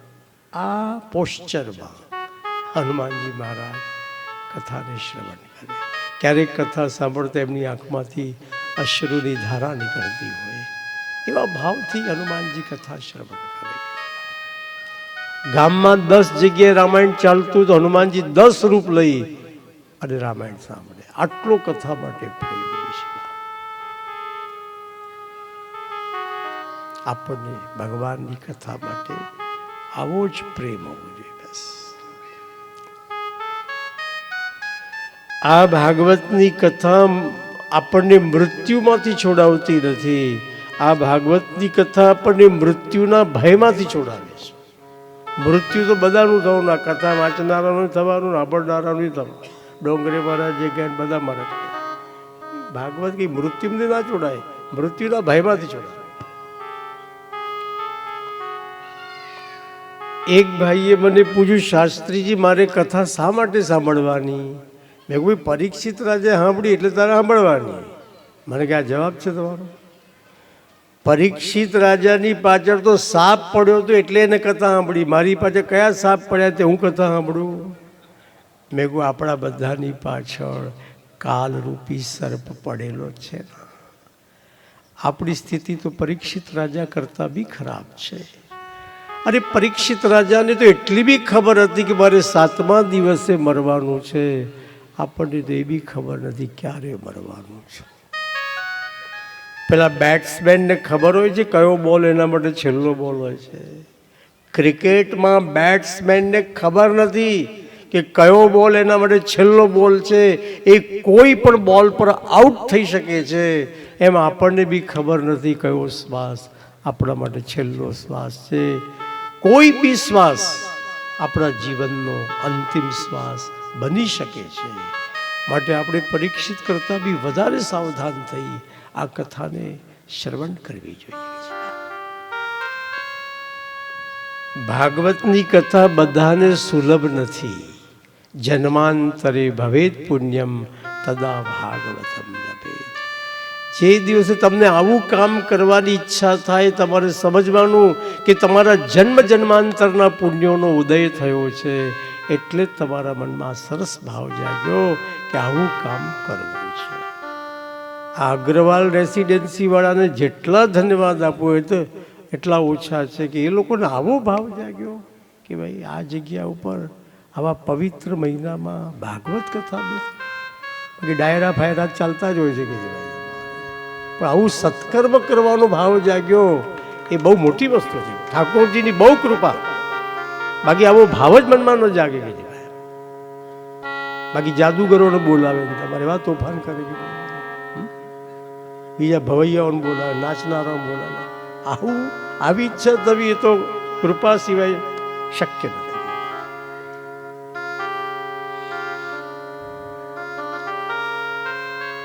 ભાગવતની કથા દેવોને દુર્લભ છે, માણસની તો વાત શું કરવાની.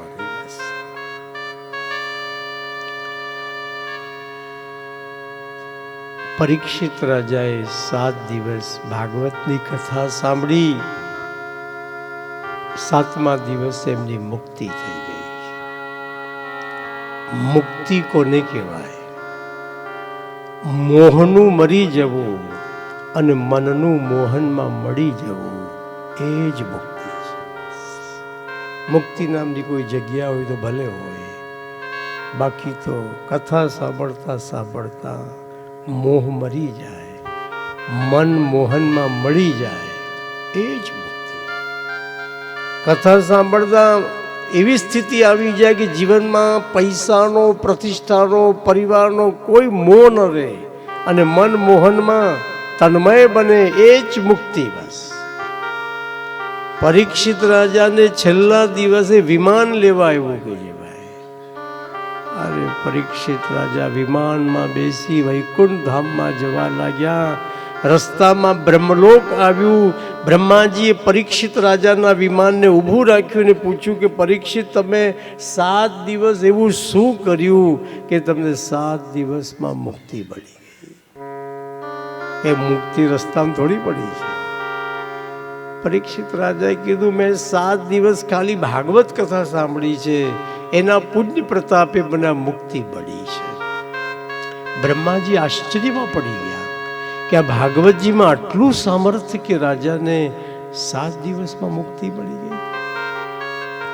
બ્રહ્માજીએ બ્રહ્મલોકમાં એમના દીકરા સનત કુમારોને કીધું કે તમે બી ક્યાંક ભાગવત કથા ચાલતી હોય જઈને સાંભળી આવો ભાઈ. આ 7 દાડામાં મુક્તિ મળતી હોય તો આ શોર્ટકટ છોડવા જેવો નથી કે ભાઈ. આ તમે કેટલા વર્ષોથી યોગ સાધના કરો, ઘડીકમાં રેચક ને ઘડીકમાં કુંભક, હજી સુધી તમારા ઠેકાણા પડ્યા નથી કે. અને આ પરીક્ષિત 7 દિવસમાં ભાગવતથી મુક્તિ બોલ, આ શોર્ટકટ છોડવા જેવો ખરો? જાઓ, જ્યાં બી કથા વાર્તા ચાલતી જઈને સાંભળી આવો.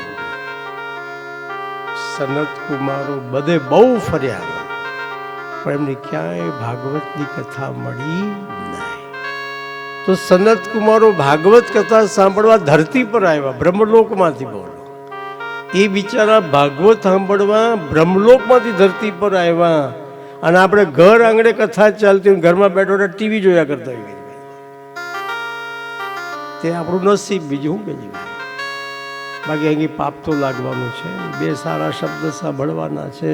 તાર ઘર આંગણે જ્ઞાન ગંગા વહી રહી હોય અને હું બેઠો બેઠો માયાવતીને મુલાયમને જોયા કરતો, એ મારું બેડ લક. ભાગ્યશાળીને આ લાભ મળે, ઘર આંગણે આ રીતે કથા સાંભળવા. સનત કુમારો બદ્રી વિશાલમાં બેઠેલા છે અને તે વખતે નારદજી ફરતા ફરતા બદ્રી નારાયણમાં આવ્યા. નારદજી બહુ ઉદાસ હતા. સનત કુમારોએ નારદજીને પૂછ્યું કે નારદ, તમારા ચહેરા પર બહુ ઉદાસીનતા લાગે છે, એનું શું કારણ? સંતો 2 કામ કરતા નથી. એક તો સંતો ચિંતા કરતા નથી, બીજું સંતો ભેગું કરતા નથી. આ ભેગું કરવાની ટેવ તમને મને પડી ગઈ છે, બાકી સાચા વૈષ્ણવો ભેગું કરે જ નહીં.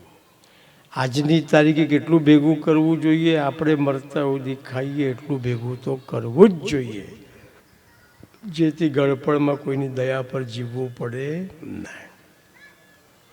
પણ 7 પેઢીની ચિંતા કરવાની જરૂર નથી. શેઠે એમના મુનિમને પૂછ્યું, મુનિમ આપણી પાસે કેટલું ધન છે? મુનિમે કીધું 9 પેઢી ખાય એટલું ધન છે. તો શેઠ રડવા બેઠો, મારી 10મી પેઢી ભૂખે મરી જશે કે છે ભાઈ. હવે આ શેઠને શું કહેવાનું? પેલા કીધું 9 પેઢી ખાય એટલું ધન છે, તો શેઠ રડવા બેઠો, મારી 10મી પેઢી ભૂખે મરી. આ 10 પેઢીનું ભેગું કરવા નીચે મોકલ્યા છે, આ ધંધા કરવા નીચે મોકલ્યા છે ભાઈ. ઠીક છે, તમે ખાઓ એટલું ભેગું થઈ જાય, પછી ભાગવત સપ્તાહમાં જઈને બેસવાનું, શાંતિથી કથા સાંભળવાની, પછી સેવા કરવાની, માળા ફેરવાની, પછી ભક્તિનું ભાથું બાંધવાનું, હા, પછી આત્મકલ્યાણમાં લાગી જવાનું. બીજી ભાઈ સાચો વૈષ્ણવ ભેગું કરતો નથી, સાચો વૈષ્ણવ ચિંતા કરતો નથી. દાગીના ઘરમાં પડ્યા હોય તો ચિંતા કરવી પડે, પણ દાગીના બેંકના લોકરમાં મૂકી આવ્યા પછી તો બેંકવાળો ચિંતા કરે. આપણે ચિંતા કરવાની શી જરૂર? જેને પોતાનું સમગ્ર જીવન પ્રભુને સોંપી દીધું છે, બસ એની ચિંતા પ્રભુ કરે. બસ અર્જુને એના જીવન રથની દોરી કૃષ્ણના હાથમાં સોંપી. અર્જુનની બધી ચિંતા કૃષ્ણ જ કરતા હતા. આપણે બધું પોટલું આપણે જ માથા પર લઈને ફર્યા કરીએ છીએ. આપણે આપણા જીવન રથના સારથી પ્રભુને બનાવવા જોઈએ. તો પછી આપણે બી ચિંતા કરવાનો કોઈ અર્થ જ નથી. વૈષ્ણવો ચિંતન કરે, ચિંતા ન કરે. તમે ગમે તેટલી ચિંતા કરો, એથી કંઈ અર્થ સરવાનો નથી. હોઈ સોઈ રામ રુચિ રાખા, કો કરી તર્ક બઢાવે શાખા.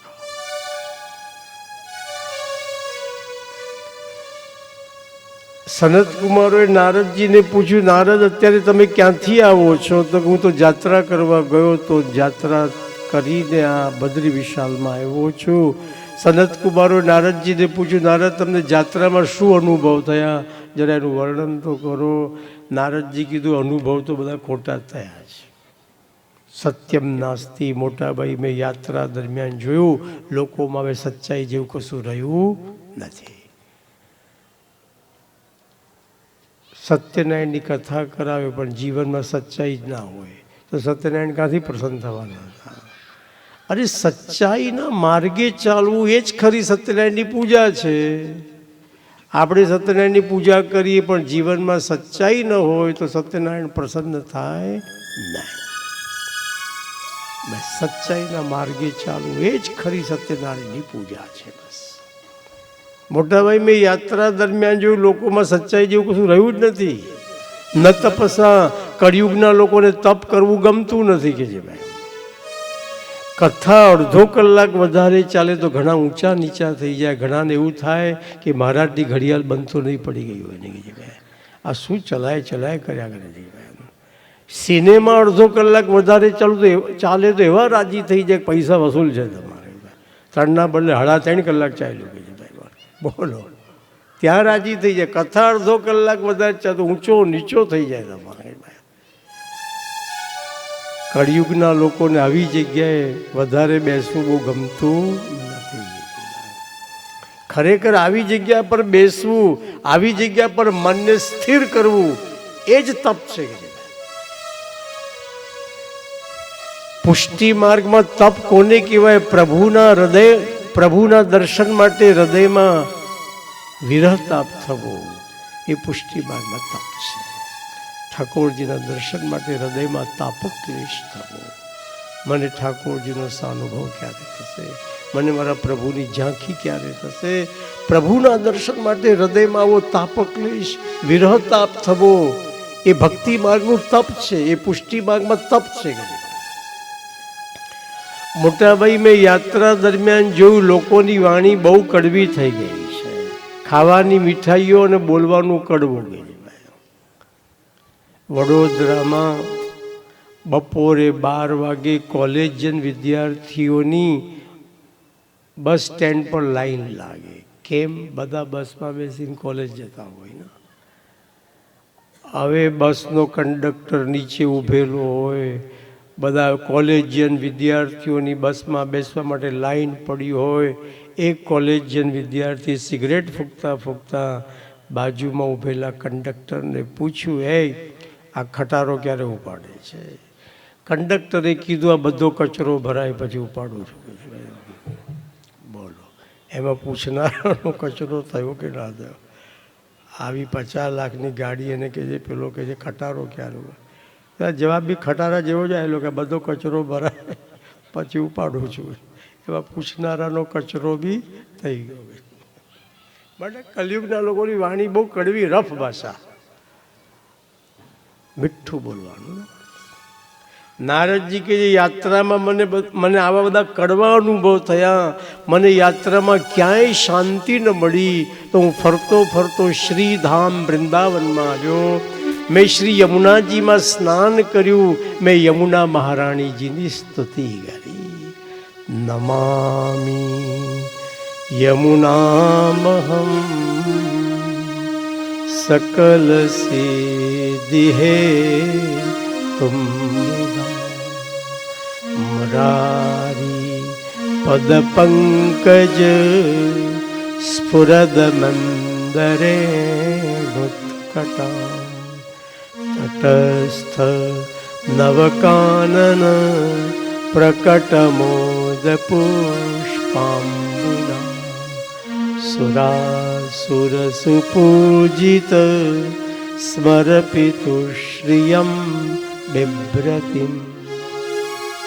मैं यमुनाजी में स्नान कर्યું અને વૃંદાવનમાં યમુના કિનારે હું ચાલતો ચાલતો જતો હતો। ત્યાં મેં યમુના કિનારે એક સ્ત્રીને બેઠેલી જોઈ। એ સ્ત્રીની આજુબાજુ બે ઘરડા પુરુષ સૂતેલા હતા।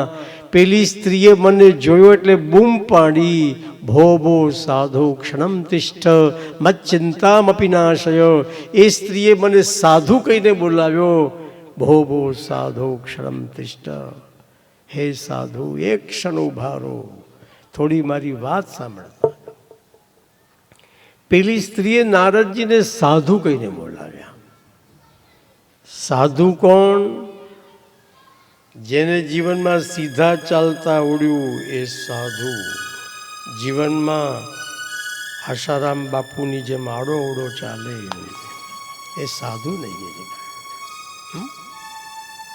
સાધુ કોને કહેવાય? જેને જીવનમાં સીધા ચાલે, સ્ટ્રેટ ફોરવર્ડ, આડો અવડો ચાલે જ નહીં તમારે, એ સાધુ કહેવાય।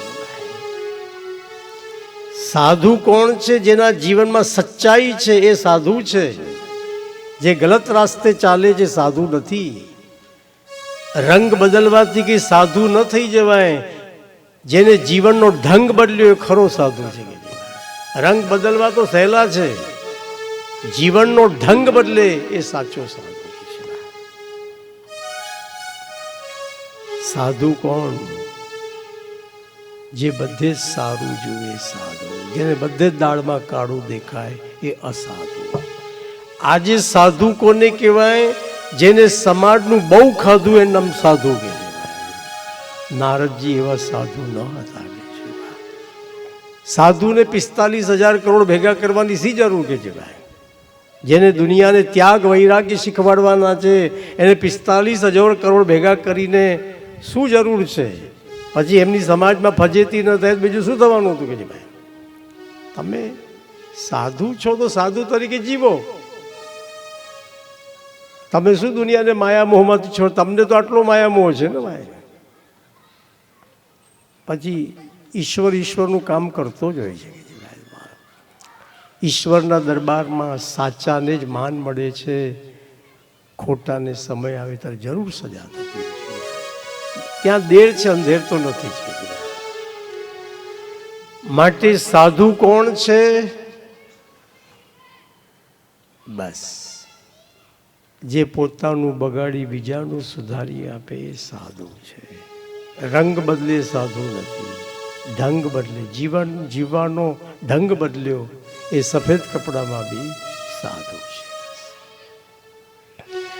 પેલી સ્ત્રીએ નારદજીને સાધુ કહ્યા અને કીધું, મહારાજ મારી તમે રામ કહાની સાંભળતા જાઓ।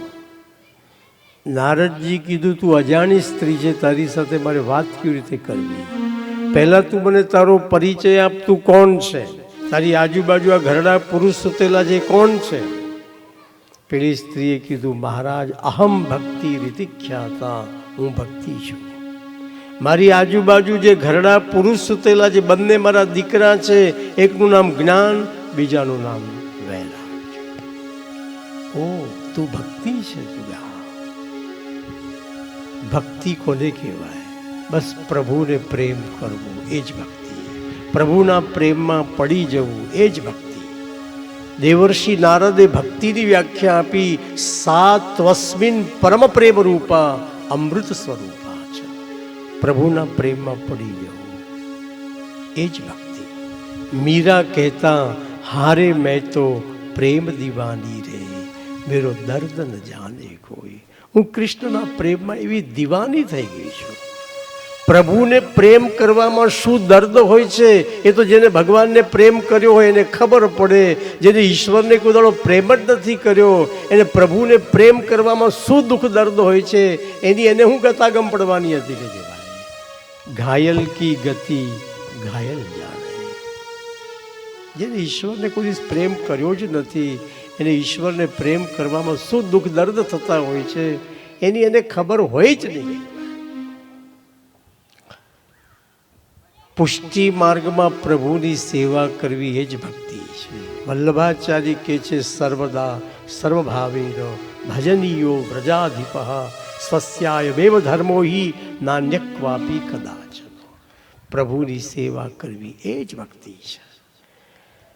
જેમ મરઘી ઈંડાનું સતત સેવન કરે તો એક સમય એવો આવે છે કે ઈંડામાં રહેલું બચ્ચું ઈંડું તોડી પ્રગટ થઈ દર્શન આપે છે. એમ આપણા ઘરમાં ઠાકોરજીના જે ચિત્રજી બિરાજે છે, આપણા ઘરમાં ઠાકોરજીનું જે સ્વરૂપ બિરાજે છે, એની આપણે સતત સેવા કરશું તો એક સમય એવો આવશે કે એ ચિત્રજીમાંથી સાક્ષાત ઠાકોરજી પ્રગટ થઈ દર્શન આપશે. મરઘી ઈંડાનું સતત સેવન કરે તો એ જ ઈંડામાંથી પ્રગટ થઈ બચ્ચું દર્શન આપે છે. એમ આપણા ઘરમાં ભગવાનનો જે ફોટો છે, ભગવાનનું જે ચિત્રજી છે, ભગવાનનું જે સ્વરૂપ છે, એની સતત સેવા કરતા રહીશું તો એ જ ચિત્રજીમાંથી એક દિવસે સાક્ષાત પ્રભુ પ્રગટ થઈ દર્શન આપશે. માટે પુષ્ટિ સંપ્રદાયમાં તો સેવા કરવી એ જ ભક્તિ કહેવાય. સર્વદા સર્વભાવેના ભજનીયો પ્રજાપિતા. બસ ઠાકોરજીના મહિમાનું જ્ઞાન થવું એ જ જ્ઞાન. પ્રભુ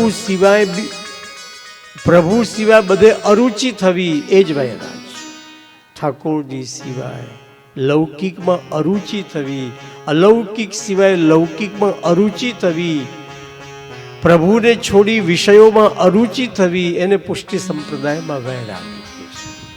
વૈરાગ્ય એટલે ભગવા કપડાં નથી પહેરવાના, વૈરાગ્ય એટલે ઘર છોડી દેવાનું નથી, વૈરાગ્ય એટલે વિષયોમાં અરુચિ થવી, પ્રભુ સિવાય બીજે ક્યાંય રસ ન પડવો, એ જ પુષ્ટિ સંપ્રદાયમાં વૈરાગ્ય છે.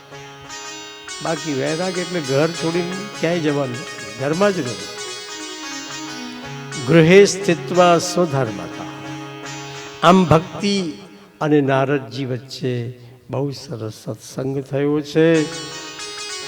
નારદજીએ ભક્તિને કીધું, ભક્તિ તું મને તારો આખો ઇતિહાસ સંભળાવ.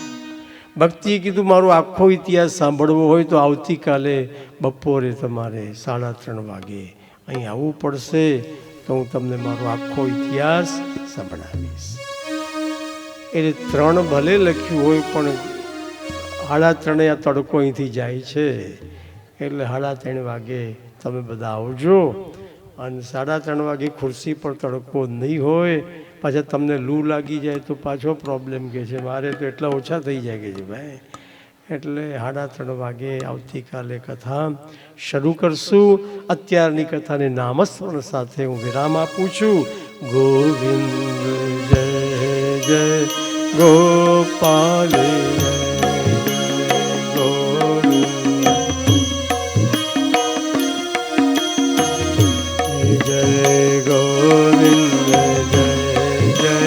ગોપાલ જય જય ગોવિંદ.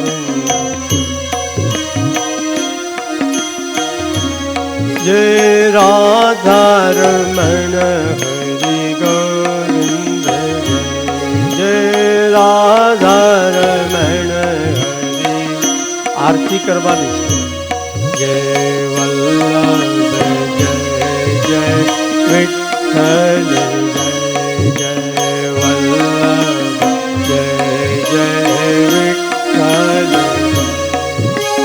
યમુનાજી જય જય યમુનાજી જય જય યમુનાજી જય જય યમુનાજી. ગોવિંદ જય જય ગોપાલ જય જય ગોવિંદ જય જય ગોપાલ.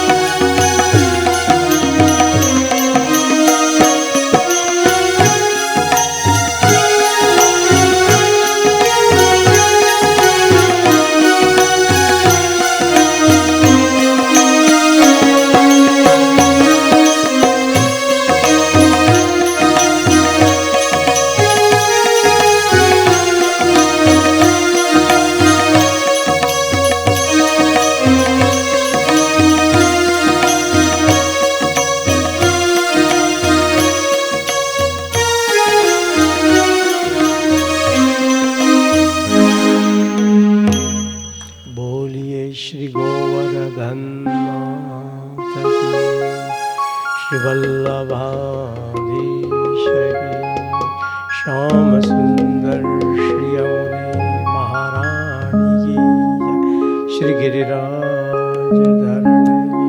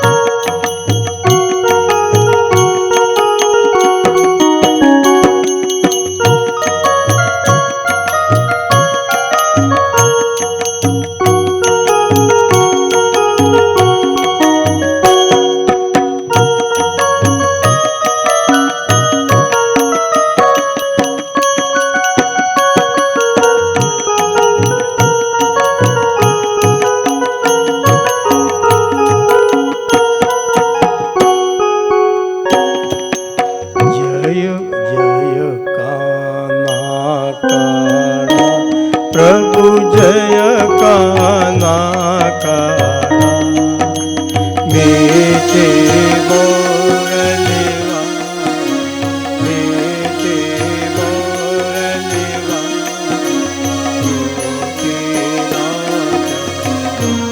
ओम जय काना कामण गारा कान कामण प्रभु कामण बहुगीला, माकड़ चोरी मोहन, माकड़ चोरी मोहन, चित्त चोरी ओम जय काना नंद यशोदा घेर वैकुंठ प्रभु वैकुंठ कालिय मर्दन गीता, कालिय मर्दन गीता गायो देश जय हरिनंद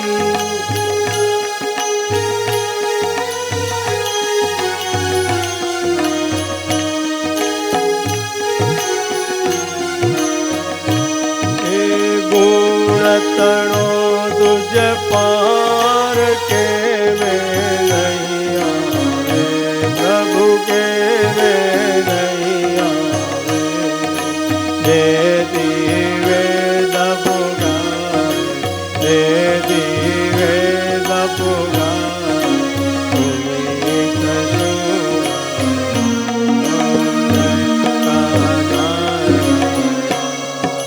जय काना गाढ़ा प्रभु नटवर नंदलाला, प्रभु नटवर नंदलाला, मीठी मीठी मोरलिवा, मीठी मीठी मोरलिवा, राधा लाला, ओम जय काना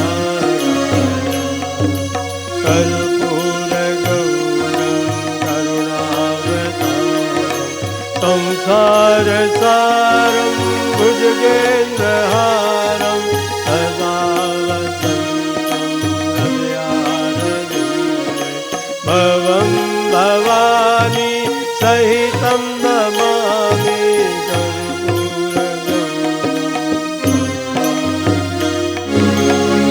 भगवान् विष्णु मङ्गलं गरुडध्वज मङ्गलं पुण्डरीकाक्षो मङ्गलाय तनो हरिः सर्वमङ्गलमङ्गल्ये शिवे सर्वार्थसाधिके शरण्ये त्र्यम्बके गौरी नारायणी नमोस्तुते। त्वमेव माता च पिता त्वमेव